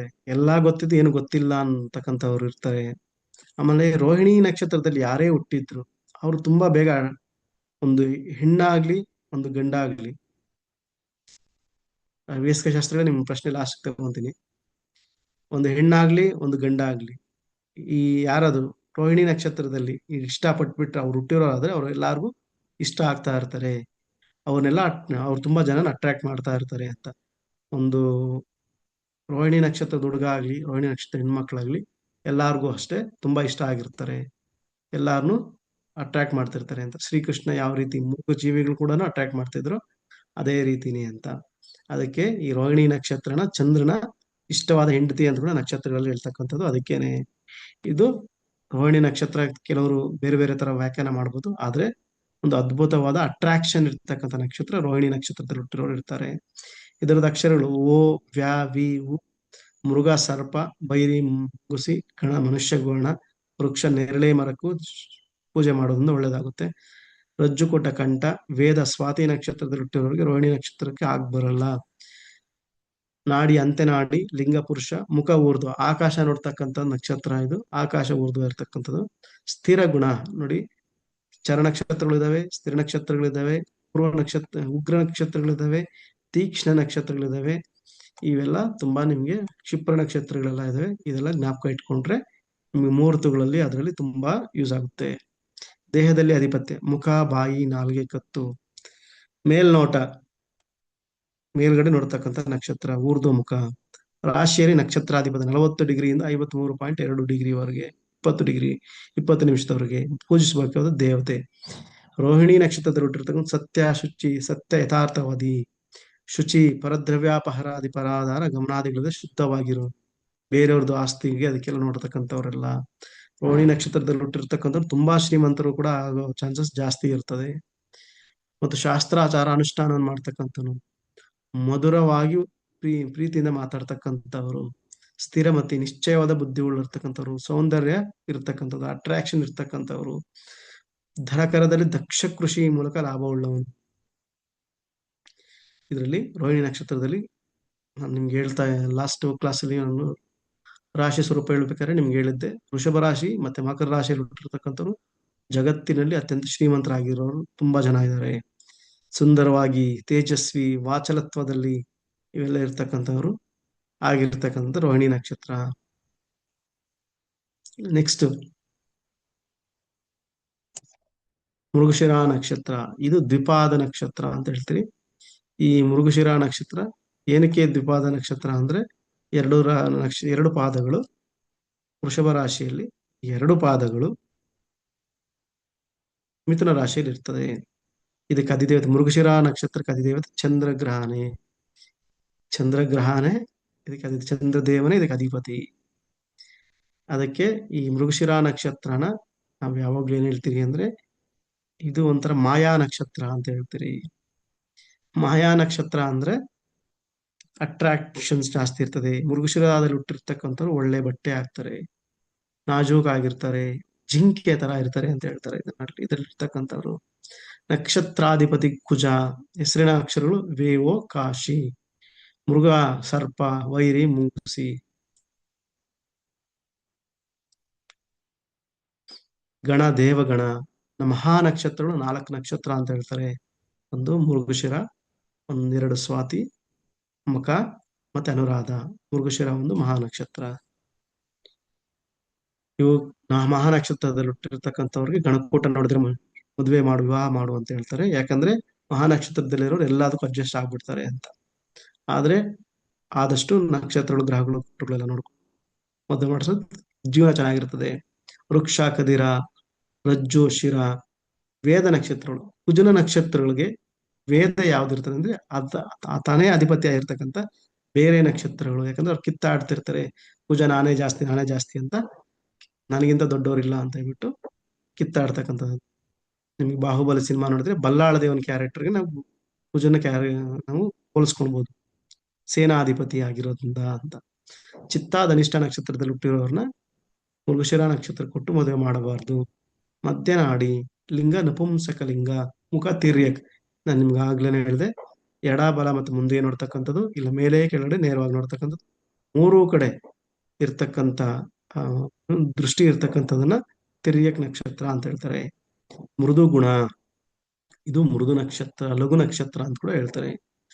ಮೃಗಶಿರ 1-2ನೇ ಪಾದದಲ್ಲಿ ಮುಖ, ಕೆನ್ನೆ, ಗಂಟಲು, ನಾಲಿಗೆ ಇರ್ತದೆ. 3-4ನೇ ಪಾದದಲ್ಲಿ ಗಂಟಲು, ಭುಜ, ಕಿವಿ ಎಲ್ಲ ಇರ್ತದೆ. ಭುಜ, ಕಿವಿ, ಗಂಟಲು ಎಲ್ಲ ಯಾವಾಗ ಬಂತು ಅಂದಾಗ, ಭುಜ ಬಂತು ಅಂದ್ರೆ ಪರಾಕ್ರಮ ಸ್ಥಾನ ಬಂತು ಅಂತ. ನಕ್ಷತ್ರ ನೋಟ ಸಮನೋಟ. ರಾಶಿಯಲ್ಲಿ ನಕ್ಷತ್ರಾಧಿಪತ್ಯ 53 ಡಿಗ್ರಿ 20 ನಿಮಿಷದಿಂದ 66 ಡಿಗ್ರಿ 40 ನಿಮಿಷದವರೆಗೂ ಇರುತ್ತದೆ. ಪೂಜಿಸಬೇಕಾದ ದೇವತೆ ಚಂದ್ರಚೂಡೇಶ್ವರ. ಚಂದ್ರಚೂಡೇಶ್ವರನ ಪೂಜೆ ಮಾಡೋದ್ರಿಂದ ತುಂಬಾ ಒಳ್ಳೇದಾಗ್ತದೆ. ಮೃಗಶಿರೋತ್ಪನ್ನನು, ಮೃಗಶಿರದಲ್ಲಿ ಹುಟ್ಟಿರ್ತಕ್ಕಂಥವ್ರು ಚಪಲ ಸ್ವಭಾವದವ, ಚಿತ್ತವುಳ್ಳವನು. ಕನ್ಫ್ಯೂಷನ್ಸ್ ಯಾವ ನಿಮ್ಗೆ ಹೇಳಿದೆ, ಜಿಂಕೆ ತರ ಇರ್ತದೆ ಇವರು ಅಂತ. ಜಿಂಕೆ ತುಂಬಾ ಅಟ್ರಾಕ್ಟಿವ್, ತುಂಬಾ ಚಪಲ, ತುಂಬಾ ಫಾಸ್ಟ್ ಆಗಿ ಯೋಚನೆ ಮಾಡ್ತಾ ಓಡ್ತಾ ಇರ್ತದೆ, ಚಂಚಲ ಸ್ವಭಾವ ಜಾಸ್ತಿ ಇರ್ತದೆ. ಇದು ಚೆನ್ನಾಗಿ ಜ್ಞಾಪಕ ಇರಲಿ. ಚಪಲ ಸ್ವಭಾವ. ಚತುರ, ಚಮತ್ಕಾರ ಉಳ್ತಕ್ಕಂಥವ್ರು, ಭಯ ಇರ್ತದೆ ಜಾಸ್ತಿ. ಮಾತನಾಡೋದ್ರಲ್ಲಿ ತಡೆ ಇಲ್ಲದವನು, ಮಾತಾಡ್ತಾರೆ, ಕಂಟಿನ್ಯೂಸ್ ಮಾತಾಡ್ತಿರ್ತಾರೆ, ಏನ್ ಮಾತಾಡ್ತಿದ್ದಾರೆ ಅಂತ ಕೆಲವು ಟೈಮ್ ಅರ್ಥನೇ ಆಗಲ್ಲ, ಆದ್ರೂ ಮಾತಾಡ್ತಾನೆ ಇರ್ತಾರೆ. ಧನವಂತನು, ಭೋಗಿ, ಭೋಗವಂತನು, ಧನುರ್ವಿದ್ಯೆಯಲ್ಲಿ ಪಂಡಿತ್ ಅರ್ಥಾತ್ ಯುದ್ಧದಲ್ಲಿ ಪಂಡಿತನೂ ಆಗಿರ್ತಾರೆ. ನಮ್ರ, ಗುಣಿ, ಅನೇಕರ ಗುಣಗಳನ್ನು ಗ್ರಹಿಸ್ತಕ್ಕಂಥವನು, ಉಪಯೋಗಗಳನ್ನು ಅನುಭವಿಸುವನು, ರಾಜಕೃಪೆ ಸಂಪೂರ್ಣವಾಗಿ ಉಳ್ಳವನು, ಸನ್ಮಾರ್ಗದಲ್ಲಿ ನಡೆಯುವವನು, ಮೃಗಶಿರ ನಕ್ಷತ್ರದಲ್ಲಿ ಹುಟ್ಟಿದ್ದಾರೆ. ನೆಕ್ಸ್ಟ್ ನಿಮಗೆ ಆರುದ್ರ ನಕ್ಷತ್ರ. ಈ ಆರುದ್ರ ನಕ್ಷತ್ರದ ದೇವತೆ ರುದ್ರ, ಭಗವಂತ ಶಿವನ ದ್ವಾದಶ ರುದ್ರಗಳಲ್ಲಿ ಒಂದು ಅಂಶ ಆದ ರುದ್ರ ದೇವರು ಇದಕ್ಕೆ ಅಧಿಪತಿ. ಅದಕ್ಕೆ ಕೆಲವು ಕಡೆ ಹೇಳ್ತಾರೆ ಆರುದ್ರ ನಕ್ಷತ್ರದಲ್ಲಿ ಹುಟ್ಟಿರ್ತಕ್ಕಂಥವ್ರು ರಾಮಾನುಜರು ಕೂಡ ರುದ್ರಾಂಶ. ರುದ್ರಾಂಶದಲ್ಲಿ ಯಾರ್ಯಾರು ಹುಟ್ಟಿದಾರೋ ಅವ್ರಿಗೆಲ್ಲರೂ ಈ ಒಂದು ರುದ್ರಾಂಶ ರುದ್ರದೇವರ ಅದಕ್ಕೆ ಕೃಪೆ ಇರ್ತದೆ, ಶಿವನ ಅಂಶ ಅಂತ ಹೇಳ್ಬಿಟ್ಟು ಹೇಳ್ತಾರೆ. ಈ ರುದ್ರದೇವರು ನಿಮ್ಗೆ ಗೊತ್ತೇ ಇರ್ತದೆ, ಕೋಪ ಬಂದ ಯಾವ ತರ ಇರ್ತಾರೆ ಏನಂತ. ಆದ್ರೆ ಯಾವಾಗಲೂ ಶಾಂತ ಸ್ವಭಾವದಲ್ಲಿ ಧ್ಯಾನ ಮಾಡ್ತಿರ್ತಾರೆ. ಇವ್ರಿಗೆ ಕೋಪ ಬಂದಾಗ ಈ ತರ ಆಗ್ಬೇಕು ಅಂದಾಗ ಇವ್ರು ಸ್ವಲ್ಪ ಜಾಸ್ತಿ ಇರ್ತದೆ, ಕೋಪನೂ ಜಾಸ್ತಿ ಇರ್ತದೆ, ಕೆಲವು ವಿಚಾರಗಳು ಜಾಸ್ತಿ ಇರ್ತದೆ. ನಕ್ಷತ್ರಾಧಿಪತಿ ರಾಹು. ಹೆಸರು ನಕ್ಷತ್ರಗಳು ಕು, ಗ, ಜ, ಚ, ಮೃಗಾಶ್ವಾನ, ವೈರಿ, ಜಿಂಕೆ, ಗಣ, ಮನುಷ್ಯಗಣ, ವೃಕ್ಷ, ಕರಿಮರ, ಪ್ರಜ್ಜು, ಕಂಠ, ವೇದ, ಶ್ರವಣ, ನಾಡಿ. ನೋಡಿ, ರಾಹು ಆರುದ್ರ ನಕ್ಷತ್ರದಲ್ಲಿ ಹುಟ್ಟಿರ್ತಕ್ಕಂಥವ್ರು ಶ್ರವಣ ನಕ್ಷತ್ರದನ್ನ ಮದುವೆ ಮಾಡ್ಕೊಂಡು, ಲಿಂಗ ಸ್ತ್ರೀಲಿಂಗ, ನಾಡಿ ಆದಿ, ಮುಖ ಊರ್ಧ್ವ, ಗುಣ ತೀಕ್ಷ್ಣ ಗುಣ. ತೀಕ್ಷ್ಣ ಗುಣ ಇದ್ದಾಗ ಶಾರ್ಪು. ಮತ್ತೆ ಇದೇ ತೀಕ್ಷ್ಣ ಗುಣ ಕೃತಿಕಾ ನಕ್ಷತ್ರದಲ್ಲೂ ಇತ್ತು. ತೀಕ್ಷ್ಣ ಗುಣ ಇದ್ದಾಗ ಸ್ವಲ್ಪ ಕೋಪ ಜಾಸ್ತಿ ಇರ್ತಾರೆ, ಶಾರ್ಪ್ ಆಗಿರ್ತಾರೆ, ತುಂಬಾ ಚುರುಕಾಗಿರ್ತಾರೆ. ಅದನ್ನ ಅಬ್ಸರ್ವ್ ಮಾಡ್ತಾ ಇರ್ಬೇಕು. ದೇಹದಲ್ಲಿ ಆಧಿಪತ್ಯ ಗಂಟಲು, ತೋಳು, ಕೈಗಳು. ನಕ್ಷತ್ರ ನೋಟ ಮೇಲ್ನೋಟ. ರಾಶಿಯಲ್ಲಿ ಆಧಿಪತ್ಯ 66 ಡಿಗ್ರಿ 40 ನಿಮಿಷದಿಂದ 86 ಡಿಗ್ರಿವರೆಗೆ. ನಾವು ಯಾರನ್ನ ಆರಾಧನೆ ಮಾಡ್ಬೇಕು? ನಕ್ಷತ್ರ ದೋಷ ಶಾಂತಿಗಳು ಮಹಾಶಿವನ್ನೇ ಆರಾಧನೆ ಮಾಡ್ಬೇಕು. ಅಹಂಕಾರ ಜಾಸ್ತಿ ಇರ್ತದೆ. ಮನಸ್ಸಿನಲ್ಲೊಂದು ಕಾರ್ಯ, ಅದರಲ್ಲೊಂದು ಮಾತಿನಲ್ಲೊಂದು ಕಾರ ಮಾಡುವಾಗಲೊಂದು ವಿಧವಾಗಿ ನುಡಿಯತಕ್ಕಂಥವನೇ ಶರಣೆಂದು ವಿದ್ವಾಂಸರು ನಿಶ್ಚಯಿಸ್ತಾರೆ. ನೋಡಿ, ಇವ್ರು ಏನ್ ಹೇಳ್ತಾ ಇದ್ದಾರೋ ಒಂದ್ಸಲ ಅಂದ್ಕೊಂಡಿರಲ್ಲ. ಇವ್ರು ಆಚೆ ಮಾಡ್ತಕ್ಕಂಥದ್ದು ಬಾಯಲ್ಲಿ ಹೇಳಲ್ಲ. ಇದು ಒಂಥರ ರೀತಿಯ ಕ್ಯಾರೆಕ್ಟರ್ಸು ತುಂಬಾ ಡಿಫ್ರೆಂಟ್ ಆಗಿರ್ತದೆ. ಕೃತಜ್ಞನು, ಮತ್ತೆ ಇವ್ರಿಗೆ ಕೃತಜ್ಞತೆ ಇರಲ್ಲ. ಏನೋ ಒಳ್ಳೆ ಕೆಲಸ ಮಾಡಿದ್ರೆ ಅದ್ರ ಬಗ್ಗೆ ನಾವು ನೆನ್ಸ್ಕೊಳ್ಳೋದೆಲ್ಲ ಕಡಿಮೆ. ಆರುದ್ರ ನಕ್ಷತ್ರ ಭೋಜನ ಚೆನ್ನಾಗಿರ್ತದೆ. ಕೃಷಿ ಶರೀರವುಳ್ಳವನು, ಒಂದು ಜನಪ್ರಿಯನು, ಕೋಪಿಷ್ಟನು, ಉಪಕಾರವನ್ನು ಸ್ಮರಿಸದೇ ಇರುವವನು, ಕ್ರೂರ ಸ್ವಭಾವನು ಉಳ್ಳವನು ಆಗುತ್ತಾನೆ. ಇಷ್ಟು ಆರುದ್ರ ನಕ್ಷತ್ರದ ಒಂದು ಹುಟ್ಟಿರ್ತಕ್ಕಂಥವರ ಒಂದು ವಿಚಾರ. ಇನ್ನು ಪುನರ್ವಸು ನಕ್ಷತ್ರ, ಇದು ಅಧಿಪತಿ ಗುರು. ಇಲ್ಲಿ ದೇವತೆ ಅದಿತಿ. ಪುನರ್ವಸುಗೆ ನಕ್ಷತ್ರದ ಹೆಸರು ಪುನರ್ವಸು ದೇವಿ ಇದ್ದಾಳೆ. ಆ ಪುನರ್ವಸು ದೇವಿಗೆ ಇನ್ನೊಂದು ಹೆಸರು ಅದಿತಿ ಅಂತ. ಅದರದ ದೇವತೆನೂ ಅದಕ್ಕೆ ಪುನರ್ವಸು ನಕ್ಷತ್ರಕ್ಕೆ ಅದಿತಿ ಅಂತ ಕೂಡ, ಅದೇ ನಕ್ಷತ್ರಕ್ಕೆ ಆ ತಾಯಿನೇ ಅಧಿಪತಿ. ಈ ನಕ್ಷತ್ರದಲ್ಲಿ ಹುಟ್ಟಿರ್ತಕ್ಕಂಥ ಶ್ರೀರಾಮನ ಹುಟ್ಟಿರ್ತಕ್ಕಂಥ ನಕ್ಷತ್ರ ಇದು. ಈ ನಕ್ಷತ್ರದಲ್ಲಿ ಹುಟ್ಟಿರ್ತಕ್ಕಂಥವ್ರು ಆದಷ್ಟು ಯಾವ ತರ ಇರ್ತಾರೆ? ತಂದೆ ತಾಯಿ ವಾಕ್ಯ ಪರಿಪಾಲನೆ ತುಂಬಾ ಜಾಸ್ತಿ ಇರ್ತಾರೆ. ತಂದೆ ತಾಯಿ ಹಾಕಿದ ಗೆರೆನ ಅಷ್ಟು ಬೇಗ ದಾಟಲ್ಲ. ಇದನ್ನೆಲ್ಲ ನೀವು ನೋಡ್ಬೇಕಾಗ್ತದೆ. ಇನ್ನೊಂದು ಕಷ್ಟಗಳು ಸುಖಗಳು ಎಲ್ಲ ಇರ್ತದೆ, ಸ್ವಲ್ಪ ನೋಡ್ಕೊಳ್ಬೇಕಾಗ್ತದೆ. ಈ ನಕ್ಷತ್ರದಲ್ಲಿ ಹುಟ್ಟಿದಾಗ ಶ್ರೀರಾಮನ ಚರಿತ್ರೆಗೆ, ಜೀವನಕ್ಕೆ, ಅವನ ರೂಪಗಳಿಗೆ ಕೂಡ ನಾವು ಹೋಲಿಸ್ಕೊಳ್ಬೇಕಾಗ್ತದೆ ಪ್ರಿಡಿಕ್ಷನ್ಸ್ ಟೈಮಲ್ಲಿ. ಇವೆಲ್ಲ ನಾವು ನೋಡ್ಕೊಂಡು ಮಾಡ್ತಕ್ಕಂಥದ್ದು ಕೂಡ ಒಂದು ಒಳ್ಳೆ ನೋಟ. ಅದು ಧರ್ಮ ಕಾರ್ಯಕ್ಕೋಸ್ಕರ ಎಲ್ಲಿ ಬೇಕಾದ್ರೂ ಹೋಗ್ತಾರೆ, ಎಷ್ಟು ಬೇಕಾದ್ರೂ ಎದುರು ಹಾಕೊಂತಾರೆ. ಎಲ್ಲಾನು ಧರ್ಮೋಕ್ತವಾಗಿ ನಡೀತಿರ್ತಕ್ಕಂಥದ್ದು. ಇದರ ಅಧಿಪತಿ ಗುರು ಗ್ರಹ. ಹೆಸರಿನ ಅಕ್ಷರಗಳು ಕೆ, ಕೋ, ಹಾ, ಹಿ. ಮೃಗ, ಹೆಣ್ಣು ಬೆಕ್ಕು. ಹೆಣ್ಣು ಬೆಕ್ಕು ನೋಡಿ, ಬೆಕ್ಕು ಅಂತ ಹೇಳ್ಬೋದು, ಹೆಣ್ಣು ಬೆಕ್ಕು ಅಂತ ಕೊಟ್ಟಿದ್ದಾರೆ. ಅದು ಅದರ ನಿಮ್ಗೆ ಗಣಕುಟಗಳನ್ನು ಹೋಗ್ಬೇಕಾದ್ರೆ ನಿಮ್ಗೆ ಪ್ರಾಣಿಗಳ ವಿಚಾರದಲ್ಲಿ ಒಂದು ಹೆಣ್ಣು ನಕ್ಷತ್ರ, ಒಂದು ಗಂಡು ನಕ್ಷತ್ರ ಅಂತೆಲ್ಲ ಪ್ರಾಣಿ ಅಂತ ಹೇಳ್ಕೊಂಡು ಹೋಗ್ತಾರೆ. ಅದು ವಿಚಾರನು ನಾನು ವಿವಾಹ ಸಾಲಾವಳಿಗಳು ಬಂದಾಗ ಆ ವಿಚಾರಗಳು ಸ್ವಲ್ಪ ಹೆಚ್ಚಿಗೆ ಮಾತಾಡ್ತೀನಿ. ವೈರಿ ಪ್ರಾಣಿ ಇಲಿ, ಗಣ ದೇವಗಣ, ವೃಕ್ಷ ಬಿದಿರು, ರಜ್ಜು ನಾಭಿ. ಪುನರ್ವಸು ನಕ್ಷತ್ರ ಮತ್ತೆ ತ್ರಿಪಾದಿ ನಕ್ಷತ್ರ. 3 ಪಾದಗಳು. ಮಿಥುನ ರಾಶಿಯಲ್ಲಿ 1 ಪಾದ ಕಟಕ ರಾಶಿಯಲ್ಲಿ ಇರ್ತದೆ. ಇದಕ್ಕೆ ವೇದ ಉತ್ತರಾಷಾಢ ನಕ್ಷತ್ರ. ನಾಡಿ ಆದಿ ನಾಡಿ. ಲಿಂಗ ಪುರುಷ ಲಿಂಗ. ಮುಖ ತಿರ್ಯಕ್ 3 ಕಡೆ ದೃಷ್ಟಿ ಉಳ್ತಕ್ಕಂಥದ್ದು ಇದರದ ಒಂದು ಮುಖ. ಗುಣ ಚರ. ಚರ ಅಂದ್ರೆ ತುಂಬಾ ಸ್ಪೀಡು ಅಂತ. ಪುನರ್ವಸು 1, 2, 3ನೇ ಪಾದ ಕಿವಿ ಗಂಟಲು ತೋಡು ಎದೆ. 4ನೇ ಪಾದ ಎದೆ ಹೊಟ್ಟೆಯ ಮೇಲ್ಭಾಗ. ನಕ್ಷತ್ರ ನೋಟ ಸಮನೋಟ. ರಾಶಿಯಲ್ಲಿ ನಕ್ಷತ್ರಾಧಿಪತಿ 80 ಡಿಗ್ರಿಯಿಂದ 90.2 ಡಿಗ್ರಿವರೆಗೆ.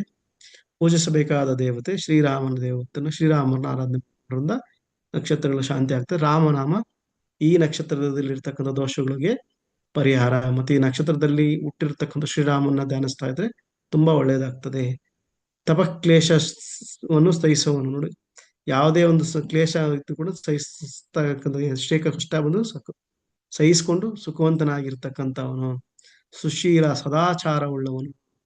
ಜಡಪ್ರಾಯನಾಗಿರುವನು.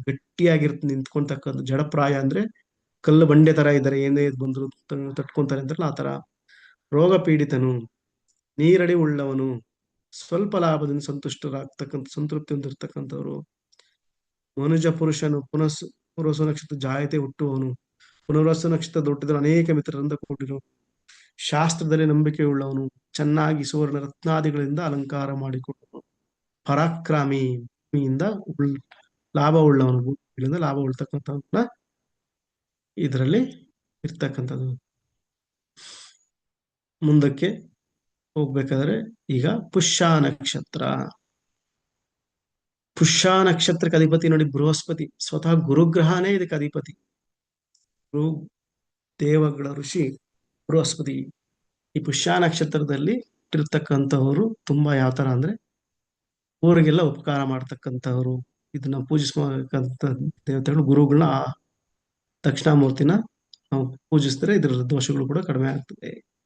ಅದಕ್ಕೆ ಊರಿಗೆಲ್ಲ ಉಪಕಾರ ಮಾಡ್ತಕ್ಕಂಥವ್ರು ಕೆಲವು ಟೈಮು ಮನೆಯನ್ನು ಸ್ವಲ್ಪ ನೋಡ್ಕೊಳ್ಬೇಕಾಗುತ್ತೆ ಅಂತ ಹೇಳ್ತಾರೆ. ಅದನ್ನ ಆ ನಕ್ಷತ್ರದಲ್ಲಿರ್ತಕ್ಕಂಥ ಆ ಗ್ರಹಗಳ ಲಗ್ನದಲ್ಲಿರ್ತಕ್ಕಂಥ ಫೋಟೋಗಳನ್ನೆಲ್ಲ ನೋಡ್ಬೇಕಾಗುತ್ತೆ. ಈ ನಕ್ಷತ್ರದ ಅಧಿಪತಿ ಶನಿಗ್ರಹ ಇದರ ಅಧಿಪತಿ. ಹೆಸರಿನ ನಕ್ಷತ್ರಗಳು ಒಂದು. ಈ ನಕ್ಷತ್ರ ಏನಿದೆಯಲ್ಲ ಪುಷ್ಯ ನಕ್ಷತ್ರ ಮತ್ತು ಜ್ಯೇಷ್ಠ ನಕ್ಷತ್ರ, ಇವೆರಡು ನಕ್ಷತ್ರಗಳಲ್ಲಿ ಅತಿ ದೊಡ್ಡ ನಕ್ಷತ್ರಗಳು. ಪುಷ್ಯ ನಕ್ಷತ್ರ ಮತ್ತು ಜ್ಯೇಷ್ಠ ನಕ್ಷತ್ರಗಳು. ಕೆಲವು ಟೈಮು ನಿಮ್ಗೆ ಗೊತ್ತೇ ಇರ್ತದೆ, ಬೃಹಸ್ಪತಿ ಗುರು ದೇವ ಗುರುಗಳು ಆಗಿರೋದ್ರಿಂದ ಈ ನಕ್ಷತ್ರದಲ್ಲಿ ಹುಟ್ಟಿರ್ತಕ್ಕಂಥವ್ರು ಅಷ್ಟು ಬೇಗ ಮಾತು ಕೇಳಲ್ಲ. ಅತಿ ದೊಡ್ಡ ಗ್ರಹ ನಕ್ಷತ್ರಗಳಾಗಿರೋದ್ರಿಂದ ಇದು ಸ್ವಲ್ಪ ದೊಡ್ಡವರಾಗ್ತಾ ಆಗ್ತಾ ಅವ್ರ ಅಡ್ವೈಸ್ಗಳು ಜಾಸ್ತಿ ಕೊಡ್ತಾ ಇರ್ತಾರೆ. ಅದಕ್ಕೋಸ್ಕರ ಬೇರೆಯವ್ರಿಗೆಲ್ಲರೂ ಅಡ್ವೈಸ್ ಕೊಡೋದ್ರಿಂದ ಇವರು ಅಷ್ಟು ಬೇಗ ಬೇರೆಯವ್ರ ಮಾತು ಕೇಳಲ್ಲ, ನನಗೆಲ್ಲ ಗೊತ್ತು ಅಂತಕ್ಕಂಥ ಹುಂಬತನ ಇರ್ತದೆ.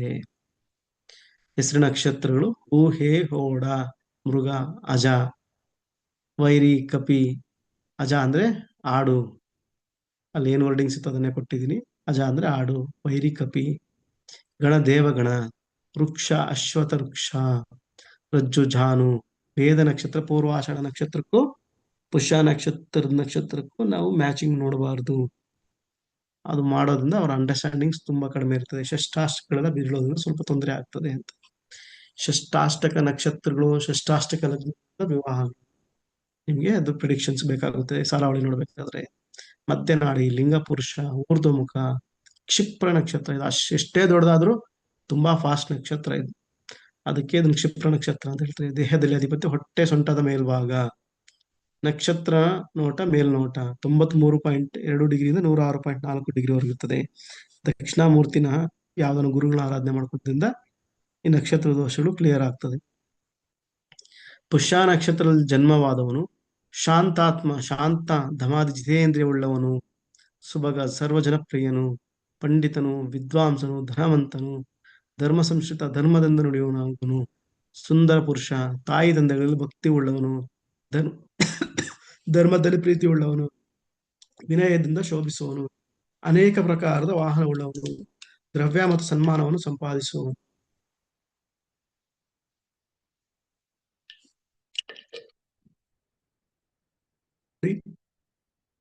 ಇದರಲ್ಲಿ ತುಂಬಾ ಅಟ್ರಾಕ್ಟಿವ್ ಆಗಿರ್ತಾರೆ, ತುಂಬಾ ಫಾಸ್ಟ್ ಆಗಿರ್ತಾರೆ, ಎಲ್ಲರಿಗೂ ಇಷ್ಟ ಆಗ್ತಿರ್ತಾರೆ. ಬಟ್ ಅವ್ರಿಗೆ ಗೊತ್ತಿರ್ತದೆ ಯಾರ ಹತ್ರ ಹಿಂಗ್ ಮಾತಾಡ್ಬೇಕು, ಹೆಂಗಿರ್ಬೇಕು ಅಂತ.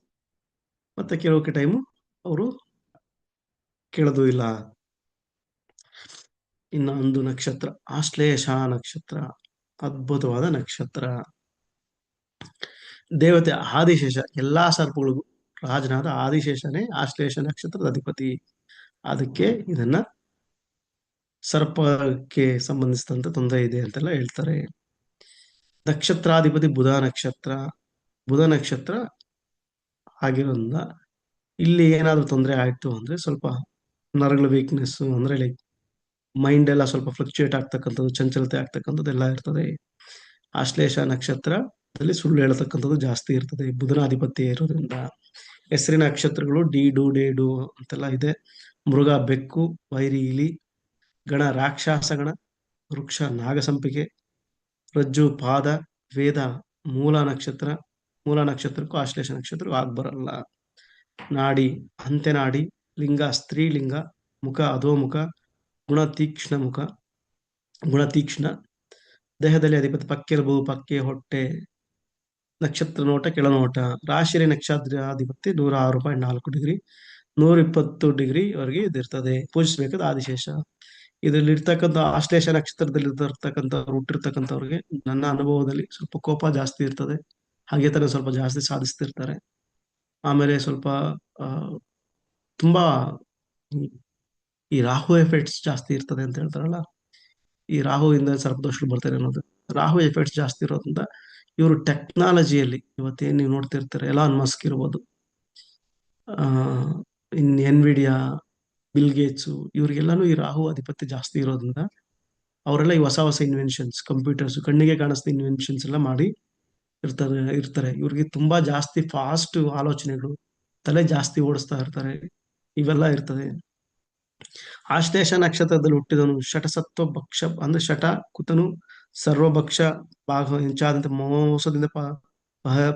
ಮೋಸದಿಂದ ಪರಿಹರಿಸ್ತಕ್ಕಂಥವನು, ಪಾಪ ಕರ್ಮವುಳ್ಳವನು, ಯಾವತ್ತು ಉಪಕಾರ ಮಾಡಿರ್ತಕ್ಕಂಥ ನೆನೆಸ್ಕೊಂತ ಇರ್ತಕ್ಕಂಥವನು, ಪರರಿಗೆ ಹಿತಕರವಾದರೂ ಅಹಿತಕರವಾದರೂ ಶಾಂತ ಕೋಪಾದಿ ಸಮಯಗಳಿಲ್ಲದೆ ನಿಷ್ಠೂರವಾಗಿ ನುಡಿಯುವನು.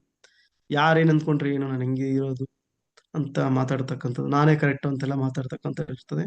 ಕಾಂತಿವಂತನು, ಕ್ರೂರ ಸ್ವಭಾವ ಇರ್ತದೆ, ಪರಸ್ತ್ರೀಗಾಮಿ ಆಗಿರ್ತಾನೆ, ಅನೇಕ ದುರ್ವ್ಯಸನಗಳು ಇರ್ತದೆ, ವ್ಯರ್ಥವಾಗಿ ಸಂಚಾರ ಮಾಡ್ತಾ ಇರ್ತಾರೆ. ಅಲ್ಲಿ ಸುಮ್ಮನೆ ಸರ್ಪ ರೂಪದಲ್ಲಿರೋದ್ರಿಂದ ಆ ಥರ ಓಡಾಡ್ತಿರ್ತಾರೆ ಅಂತ.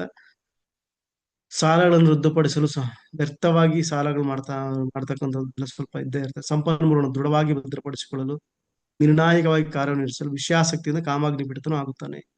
ಈ ಆಶ್ಲೇಷ ನಕ್ಷತ್ರನೇ ಒಂದು ರೀತಿಯ ಹೊಗೆ ನಕ್ಷತ್ರ, ಲೈಕ್ ಫಾಗ್ ತರ ಇರ್ತದೆ. ಇವ್ರು ತಲೆ ಒಳಗಡೆ ಯೋಚನೆ ಮಾಡ್ತಿದ್ದಾರೆ, ನಮ್ಗೆ ಯಾರಿಗೂ ಗೊತ್ತಾಗೋದೇ ಇಲ್ಲ.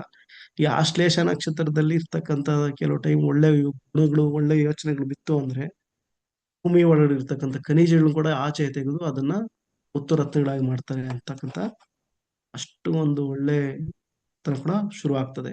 ಆದ್ರೆ ಇದು ಅವರ ಆಲೋಚನೆಗಳ ಮೇಲೆ ಡಿಪೆಂಡ್ಸ್ ಆಗ್ತದೆ. ಇಲ್ಲಿವರೆಗೂ ಯಾರಿಗಾದ್ರೂ ಏನಾದ್ರು ಡೌಟ್ಸ್ ಇದೆಯಾ? 9 ನಕ್ಷತ್ರ ಆಯ್ತು, ನೆಕ್ಸ್ಟ್ ಇನ್ನೊಂದು ನಕ್ಷತ್ರ ಶುರು ಮಾಡ್ತೀನಿ. ಶಿವಕುಮಾರ್ ಸ್ವಾಮಿಗಳು, ನಿಮ್ ಪ್ರಶ್ನೆ ಕೇಳ್ತೀರಾ?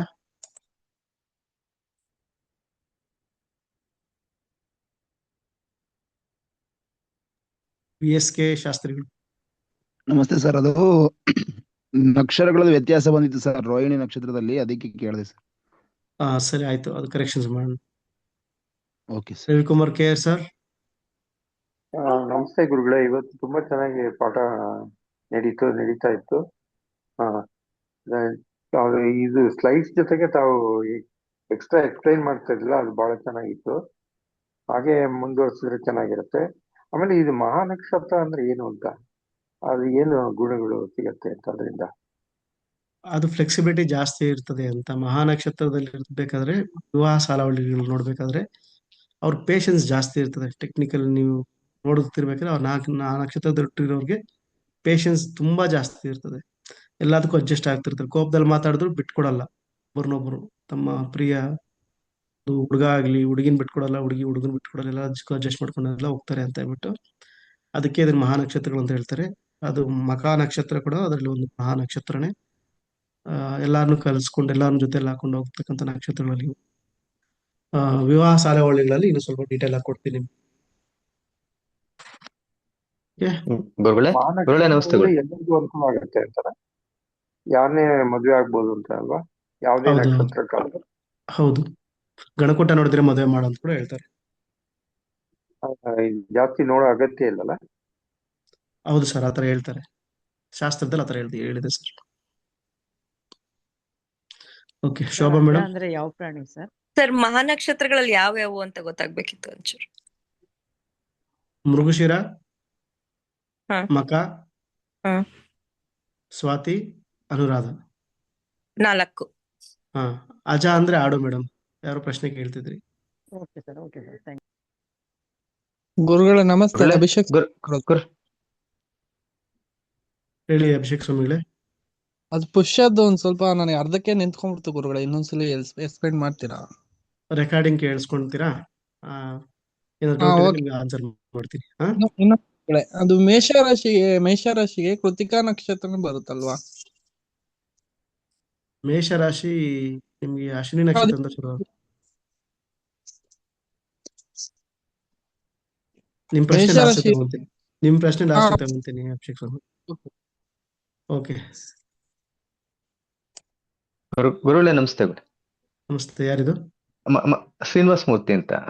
ಮಹಾನಕ್ಷತ್ರ ಅಂತ ಯಾಕೆ ಹೇಳ್ತೀರಿ ಗುರುಗಳೇ? ಯಾವ್ದಾದ್ರು 2-3 ನಕ್ಷತ್ರ ಸೇರಿ ಆಗಿರ್ಬೋದಾ ಅಥವಾ ಹೇಗೆ ಅಂತ ಒಂಚೂರು ಕ್ಲಾರಿಫಿಕೇಶನ್. ಅದರದ್ದು ಒಂದು ಮಹಾನಕ್ಷತ್ರ ಕ್ಯಾರೆಕ್ಟರಿಸ್ಟಿಕ್ಸ್. ಅಂತ ಯಾಕೆ ಹೇಳ್ತಾರೆ ಅಂತ. ಮಹಾನಕ್ಷತ್ರ ಅಂತ ಹೇಳಿದ್ರೆ ಅವ್ರಿಗೆ ಅದೇ ನಾನು ಹೇಳ್ತಾ ಇದ್ದೀನಿ. ನನ್ನ ಅನುಭವದ ಪ್ರಕಾರ ನನ್ನ ಒಂದು ವಿವಾಹ ಸಾರಾವಳಿಗಳನ್ನು ನೋಡ್ತಿರ್ಬೇಕಾದ್ರೆ ಅವರಲ್ಲಿ ಸ್ವಲ್ಪ ಫ್ಲೆಕ್ಸಿಬಿಲಿಟಿ ಜಾಸ್ತಿ ಇರ್ತದೆ. ಫ್ಲೆಕ್ಸಿಬಿಲಿಟಿ ಅಂದ್ರೆ ಎಲ್ಲದಕ್ಕೂ ಅಡ್ಜಸ್ಟ್ ಆಗ್ತಕ್ಕಂಥದ್ದು, ಒಬ್ಬರನ್ನೊಬ್ಬರು ಬಿಟ್ಕೊಡದೆ ಇರ್ತಕ್ಕಂಥದ್ದು ಒಂದು. ಮತ್ತೆ ಅವ್ರಿಗೆ ಸ್ವಲ್ಪ ಪೇಷನ್ಸ್ ಕೂಡ ಸ್ವಲ್ಪ ಜಾಸ್ತಿ ಇರ್ತದೆ.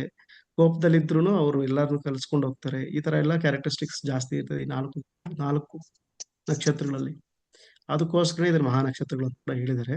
ಇದ್ರ ಬಗ್ಗೆ ಏನಾದ್ರು ಬ್ಯಾಕ್ ಎಂಡ್ ಯಾಕೆ ಅದು 4ನೇ ಮಹಾನಕ್ಷತ್ರ ಮಾಡಿದ್ರು ಅಂತ ಹೇಳಿದ್ರು. ನಂಗೆ ಸ್ವಲ್ಪ ಟೆಕ್ಸ್ಟ್ ಏನಾದ್ರು ಸಿಕ್ಕಿದ್ರೆ ಹುಡುಕ್ಬಿಟ್ಟು ನಿಮ್ಗೆ ಕೊಡ್ತೀನಿ ಸರ್. ಹೌದು ಗುರುಗಳೇ, ಅದಕ್ಕೆ ಕೇಳಿದೆ ಗುರುಗಳೇ. ಅದು ಸಿಕ್ಕಿದ್ರೆ ಗ್ಯಾರಂಟಿ ಕೊಡ್ತೀನಿ ಸರ್.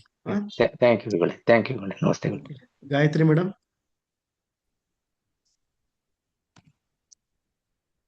ಗಾಯತ್ರಿ ಎಚ್.ಎನ್. ಓಕೆ, ನಮಸ್ತೆ ಗುರುಗಳೇ. ನಮಸ್ತೆ. ಹೇಳಿ ಮೇಡಮ್, ನಿಮ್ ಪ್ರಶ್ನೆ. ನಿಮ್ಮ ಅನುಭವದ ಪ್ರಕಾರ ಈ ನಾಡಿ ಒಂದೇ ಆದಾಗ ಮಕ್ಕಳಾಗಲ್ಲ ಅಂತಕ್ಕಂಥದ್ದು ಯಾವ ರೀತಿ ಹೇಳ್ತೀರಾ ನಿಮ್ಮ ಅನುಭವದ ಪ್ರಕಾರ ಗುರುಗಳೇ? ಈ ವಿಚಾರ ಸ್ವಲ್ಪ ಡೀಟೇಲ್ ಆಗಿ ನಿಮ್ಗೆ ವಿವಾಹ ಸಾಲಾವಳಿಗಳು ಎಕ್ಸ್ಪ್ಲೇನ್ ಮಾಡ್ಬೇಕಾದ್ರೆ ಹೇಳ್ತೀನಿ. ಅದು ಬೇರೆ ಬೇರೆ ಇನ್ನೂ ನೋಡೋದು 2-3 ತರ ಇದೆ. ಅದೆಲ್ಲ ನಿಮ್ಗೆ ಎಕ್ಸ್ಪ್ಲೇನ್ ಮಾಡ್ತೀನಿ, ಅವಾಗ ನಿಮ್ಗೆ ಅರ್ಥ ಆಗುತ್ತೆ ಮೇಡಮ್. ಹಾ, ಧನ್ಯವಾದಗಳು. Okay madam. ದಿವಾಕರ್ ಸರ್. ನಮಸ್ತೆ ಗುರುಗಳೇ. ನಮಸ್ತೆ ಸರ್. ಗುರುಗಳೇ, ಇದು PDF ಸಿಗುತ್ತಲ್ಲ ಗುರುಗಳೇ? ಎಲ್ಲ PDF ಕಳಿಸ್ಕೊಟ್ಟಿದ್ದೀನಿ, ಕಳಿಸ್ಕೊಡ್ತೀನಿ ಸರ್, ತೊಂದರೆ ಇಲ್ಲ. ಓಕೆ ಗುರುಗಳೇ, ಇದು ತುಂಬಾ ವಿವರವಾಗಿದೆಯಲ್ಲ, ಅಕಸ್ಮಾತ್ ಮರೆಸೋನು PDF ಮಾಡಿದಾಗ ಜ್ಞಾಪಕ ಬರ್ತಾ ಇರುತ್ತೆ ಅಂತ. ಅದಕ್ಕೆ ಸರ್ ನಿಮ್ಗೆ ಸ್ವಲ್ಪ ಅದು ಹ್ಯಾಂಡ್ ಔಟ್ ತರನು ಇರ್ಲಿ ಅಂತ ಬಿಟ್ಟು ಈ ತರ ಮಾಡಿದೀನಿ ಫಾರ್ಮೆಟ್. ಓಕೆ, ತುಂಬಾ ಚೆನ್ನಾಗಿದೆ ನೋಟ್ಸ್, ಅದಕ್ಕೋಸ್ಕರ. ಸರಿ ಸರ್. ಮುಂದೆ ಇನ್ನೂ ಒಂದು 10 ನಿಮಿಷ ಟೈಮ್ ಇದೆ. ಇನ್ನೂ ಒಂದು 2-3 ನಕ್ಷತ್ರ ನೋಡೋಣ ಈಗ. ಓಕೆ.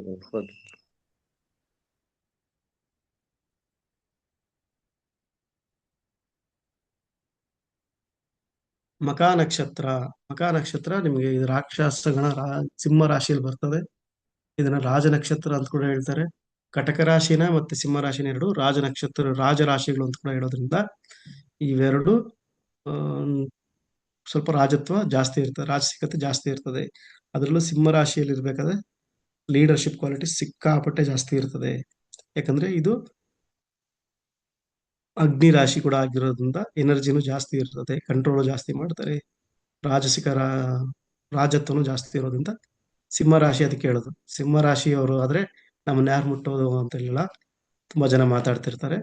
ಆ ತರ ಲೀಡರ್ಶಿಪ್ ಸ್ಕಿಲ್ಸ್ ಇರ್ತದೆ, ನಾ ಎಲ್ಲದಕ್ಕೂ ರೆಡಿ ಅಂತ ಕೂಡ ತೋರಿಸ್ತಿರ್ತದೆ. ಪಿತೃಗಣ, ಮಕಾ ನಕ್ಷತ್ರಗಳಿಗೆ ಅಧಿಪತಿ ಪಿತೃಗಳು, ಪಿತೃದೇವತೆಗಳು. ಎಲ್ಲ ನಮ್ಮ ವಂಶ ಪಾರಂಪರ್ಯದಲ್ಲಿ ಬರ್ತಕ್ಕಂಥ ಪಿತೃದೇವತೆಗಳು ಆರಾಧನೆ ಮಾಡ್ಕೊಂಡ್ರೆ ಮಕಾ ನಕ್ಷತ್ರ ದೋಷಗಳು ಹೋಗ್ತದೆ ಅಂತ.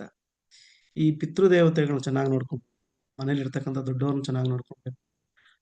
ತೀರೋಗಿರ್ತಕ್ಕಂಥವ್ರಿಗೆ ಪಿತೃ ಕಾರ್ಯಗಳು ವರ್ಷ ನೀಟಾಗಿ ಮಾಡ್ಕೊಳ್ಬೇಕು ಅಂತೆಲ್ಲ ಹೇಳ್ತಾರೆ.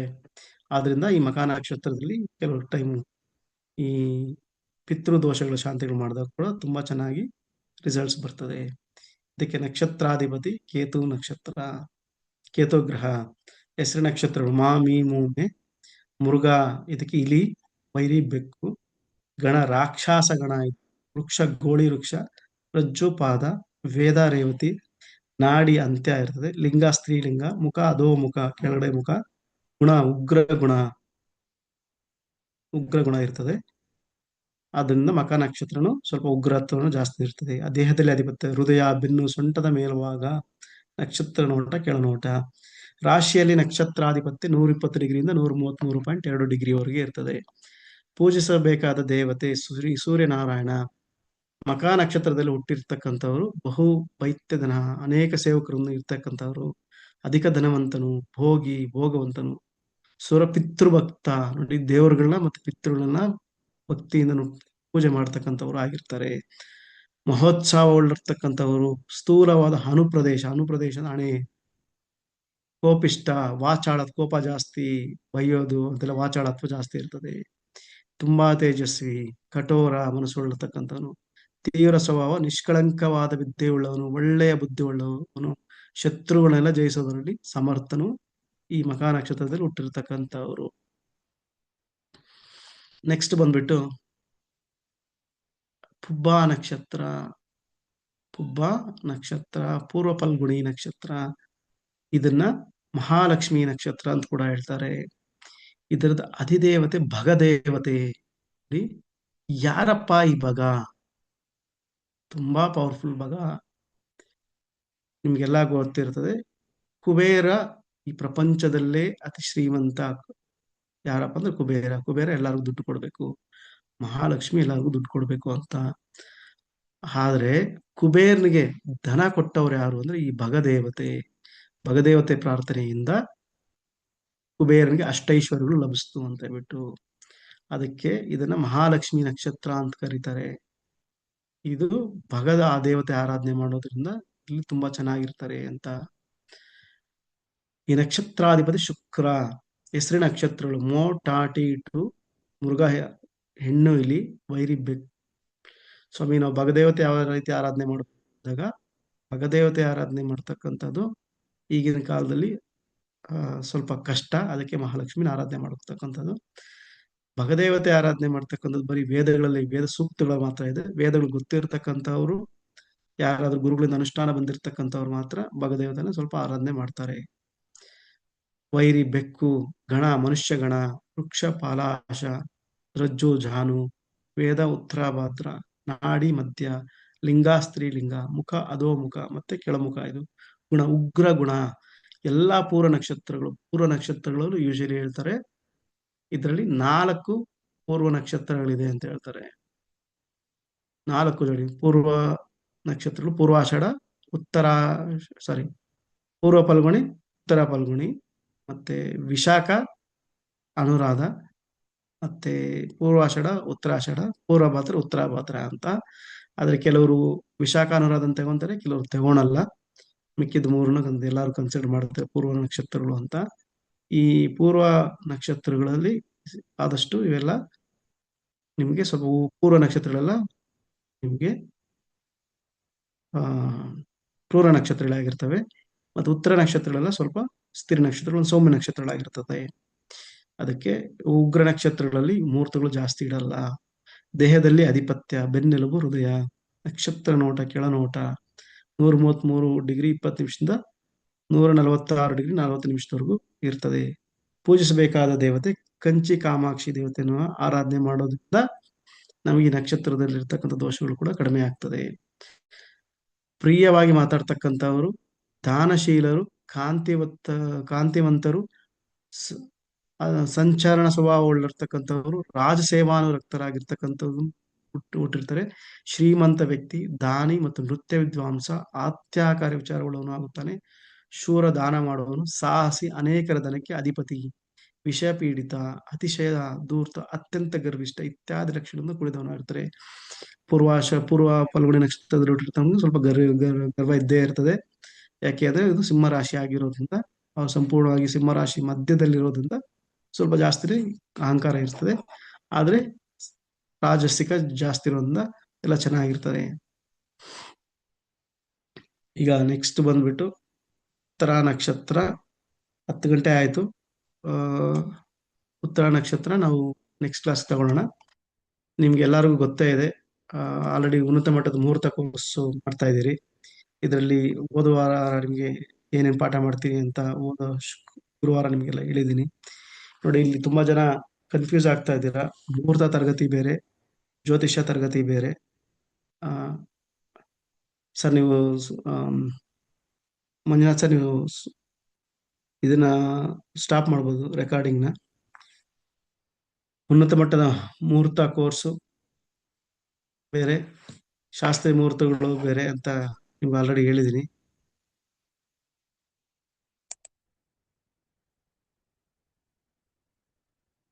ಆಯ್ತಾ? ಇದರಲ್ಲಿ ನೀವು ಎನ್ರೋಲ್ ಮಾಡ್ಕೊಂಡ್ರೆ ಮಾತ್ರ ನಿಮ್ಗೆ ನೋಟ್ಸು ರೆಕಾರ್ಡಿಂಗ್ಸು ಸಿಗ್ತದೆ. ಯಾವ್ದ್ರದ್ದು? ಮುಹೂರ್ತ ಕ್ಲಾಸ್ದು. ನೀವು ಎನ್ರೋಲ್ ಮಾಡ್ಕೊಂಡಿಲ್ಲ ಅಂದ್ರೆ, ನಾವು ಜ್ಯೋತಿಷ್ಯ ಕ್ಲಾಸಲ್ಲಿ ಇದ್ದೀರಿ, ನಮ್ಗೆ ನೋಟ್ಸ್ ಬೇಕು, ಈ ಥರ ಎಲ್ಲ ಪ್ರಶ್ನೆಗಳು ಬೇಡ. ಎನ್ರೋಲ್ ಮಾಡ್ಕೊಂಡು ನೀವು ರಿಜಿಸ್ಟರ್ ಮಾಡ್ಕೊಂಡಿದ್ರೆ ಮಾತ್ರ ನಿಮ್ಗೆ ನೋಟ್ಸು ರೆಕಾರ್ಡಿಂಗ್ಸು ಸಿಗ್ತದೆ. ಇಲ್ಲಾಂದ್ರೆ ಇದು ನಿಮ್ಗೆ ಸಿಗಲ್ಲ. ಇದು ರೆಸ್ಟ್ರಿಕ್ಷನ್ಸ್ ಇರ್ತದೆ. ಎರಡನೇದೇನಪ್ಪಾ ಅಂದ್ರೆ, ನಿಮ್ಗೆ ಇಲ್ಲಿ ಮುಹೂರ್ತ ಕ್ಲಾಸ್ ಜ್ಯೋತಿಷ್ಯದಲ್ಲಿ ನಿಮ್ಗೆ ಏನ್ ಬೇಸಿಕ್ಸ್ ಇರುತ್ತೋ ಅದಿರುತ್ತೆ. ಇದು ಉನ್ನತ ಕೋರ್ಸ್ಗಳು. ತುಂಬಾ ವಿಚಾರ ನಿಮ್ಗೆ ಆಲ್ರೆಡಿ ಕೊಟ್ಟಿದ್ದೀನಿ. ಆದ್ರೆ ನಿಮ್ಗೂ ಗೊತ್ತಿದೆ 15 ಕ್ಲಾಸ್ ಸಾಕಾಗಲ್ಲ, ಇನ್ನೂ ಜಾಸ್ತಿ ಬೇಕು ಅಂತ ನೀವು ಸಜೆಸ್ಟ್ ಮಾಡ್ತಿದ್ರಿ. ಅದು ಎಷ್ಟು ಕ್ಲಾಸ್ ತಗೊಂಡ್ರು ಅಷ್ಟು ಕ್ಲಾಸ್ ನಾನು ಮುಗಿಸ್ಕೊಡ್ತೀನಿ. 15 ಕ್ಲಾಸ್ಗೆ ನಾನು ನಿಲ್ಸಲ್ಲ, ಅದನ್ನ ಸಂಪೂರ್ಣವಾಗಿ ಈ ಕ್ಲಾಸಸ್ ಮಾಡ್ಕೊಡ್ತೀನಿ. ಎರಡನೇದು, ಅದು ತುಂಬಾ ಏನೋ ಒಂದಷ್ಟು ಜನ ಫೋನ್ ಮಾಡಿಬಿಟ್ಟು ಇನ್ನು ಕಡಿಮೆ ಮಾಡೋಕ್ಕಾಗುತ್ತಾ ಇಲ್ವಾ ಅಂತ ನಿಮ್ಗೆ ಆಲ್ರೆಡಿ ಹೇಳಿದ್ದೀನಿ. ಇದು ತುಂಬಾ ನಾನು ಕಡಿಮೆಗೆ ಈ ಕೋರ್ಸ್ ಮಾಡ್ತಿರ್ತಕ್ಕಂಥದ್ದು. ಅದಕ್ಕೋಸ್ಕರ ನೀವು ದಯವಿಟ್ಟು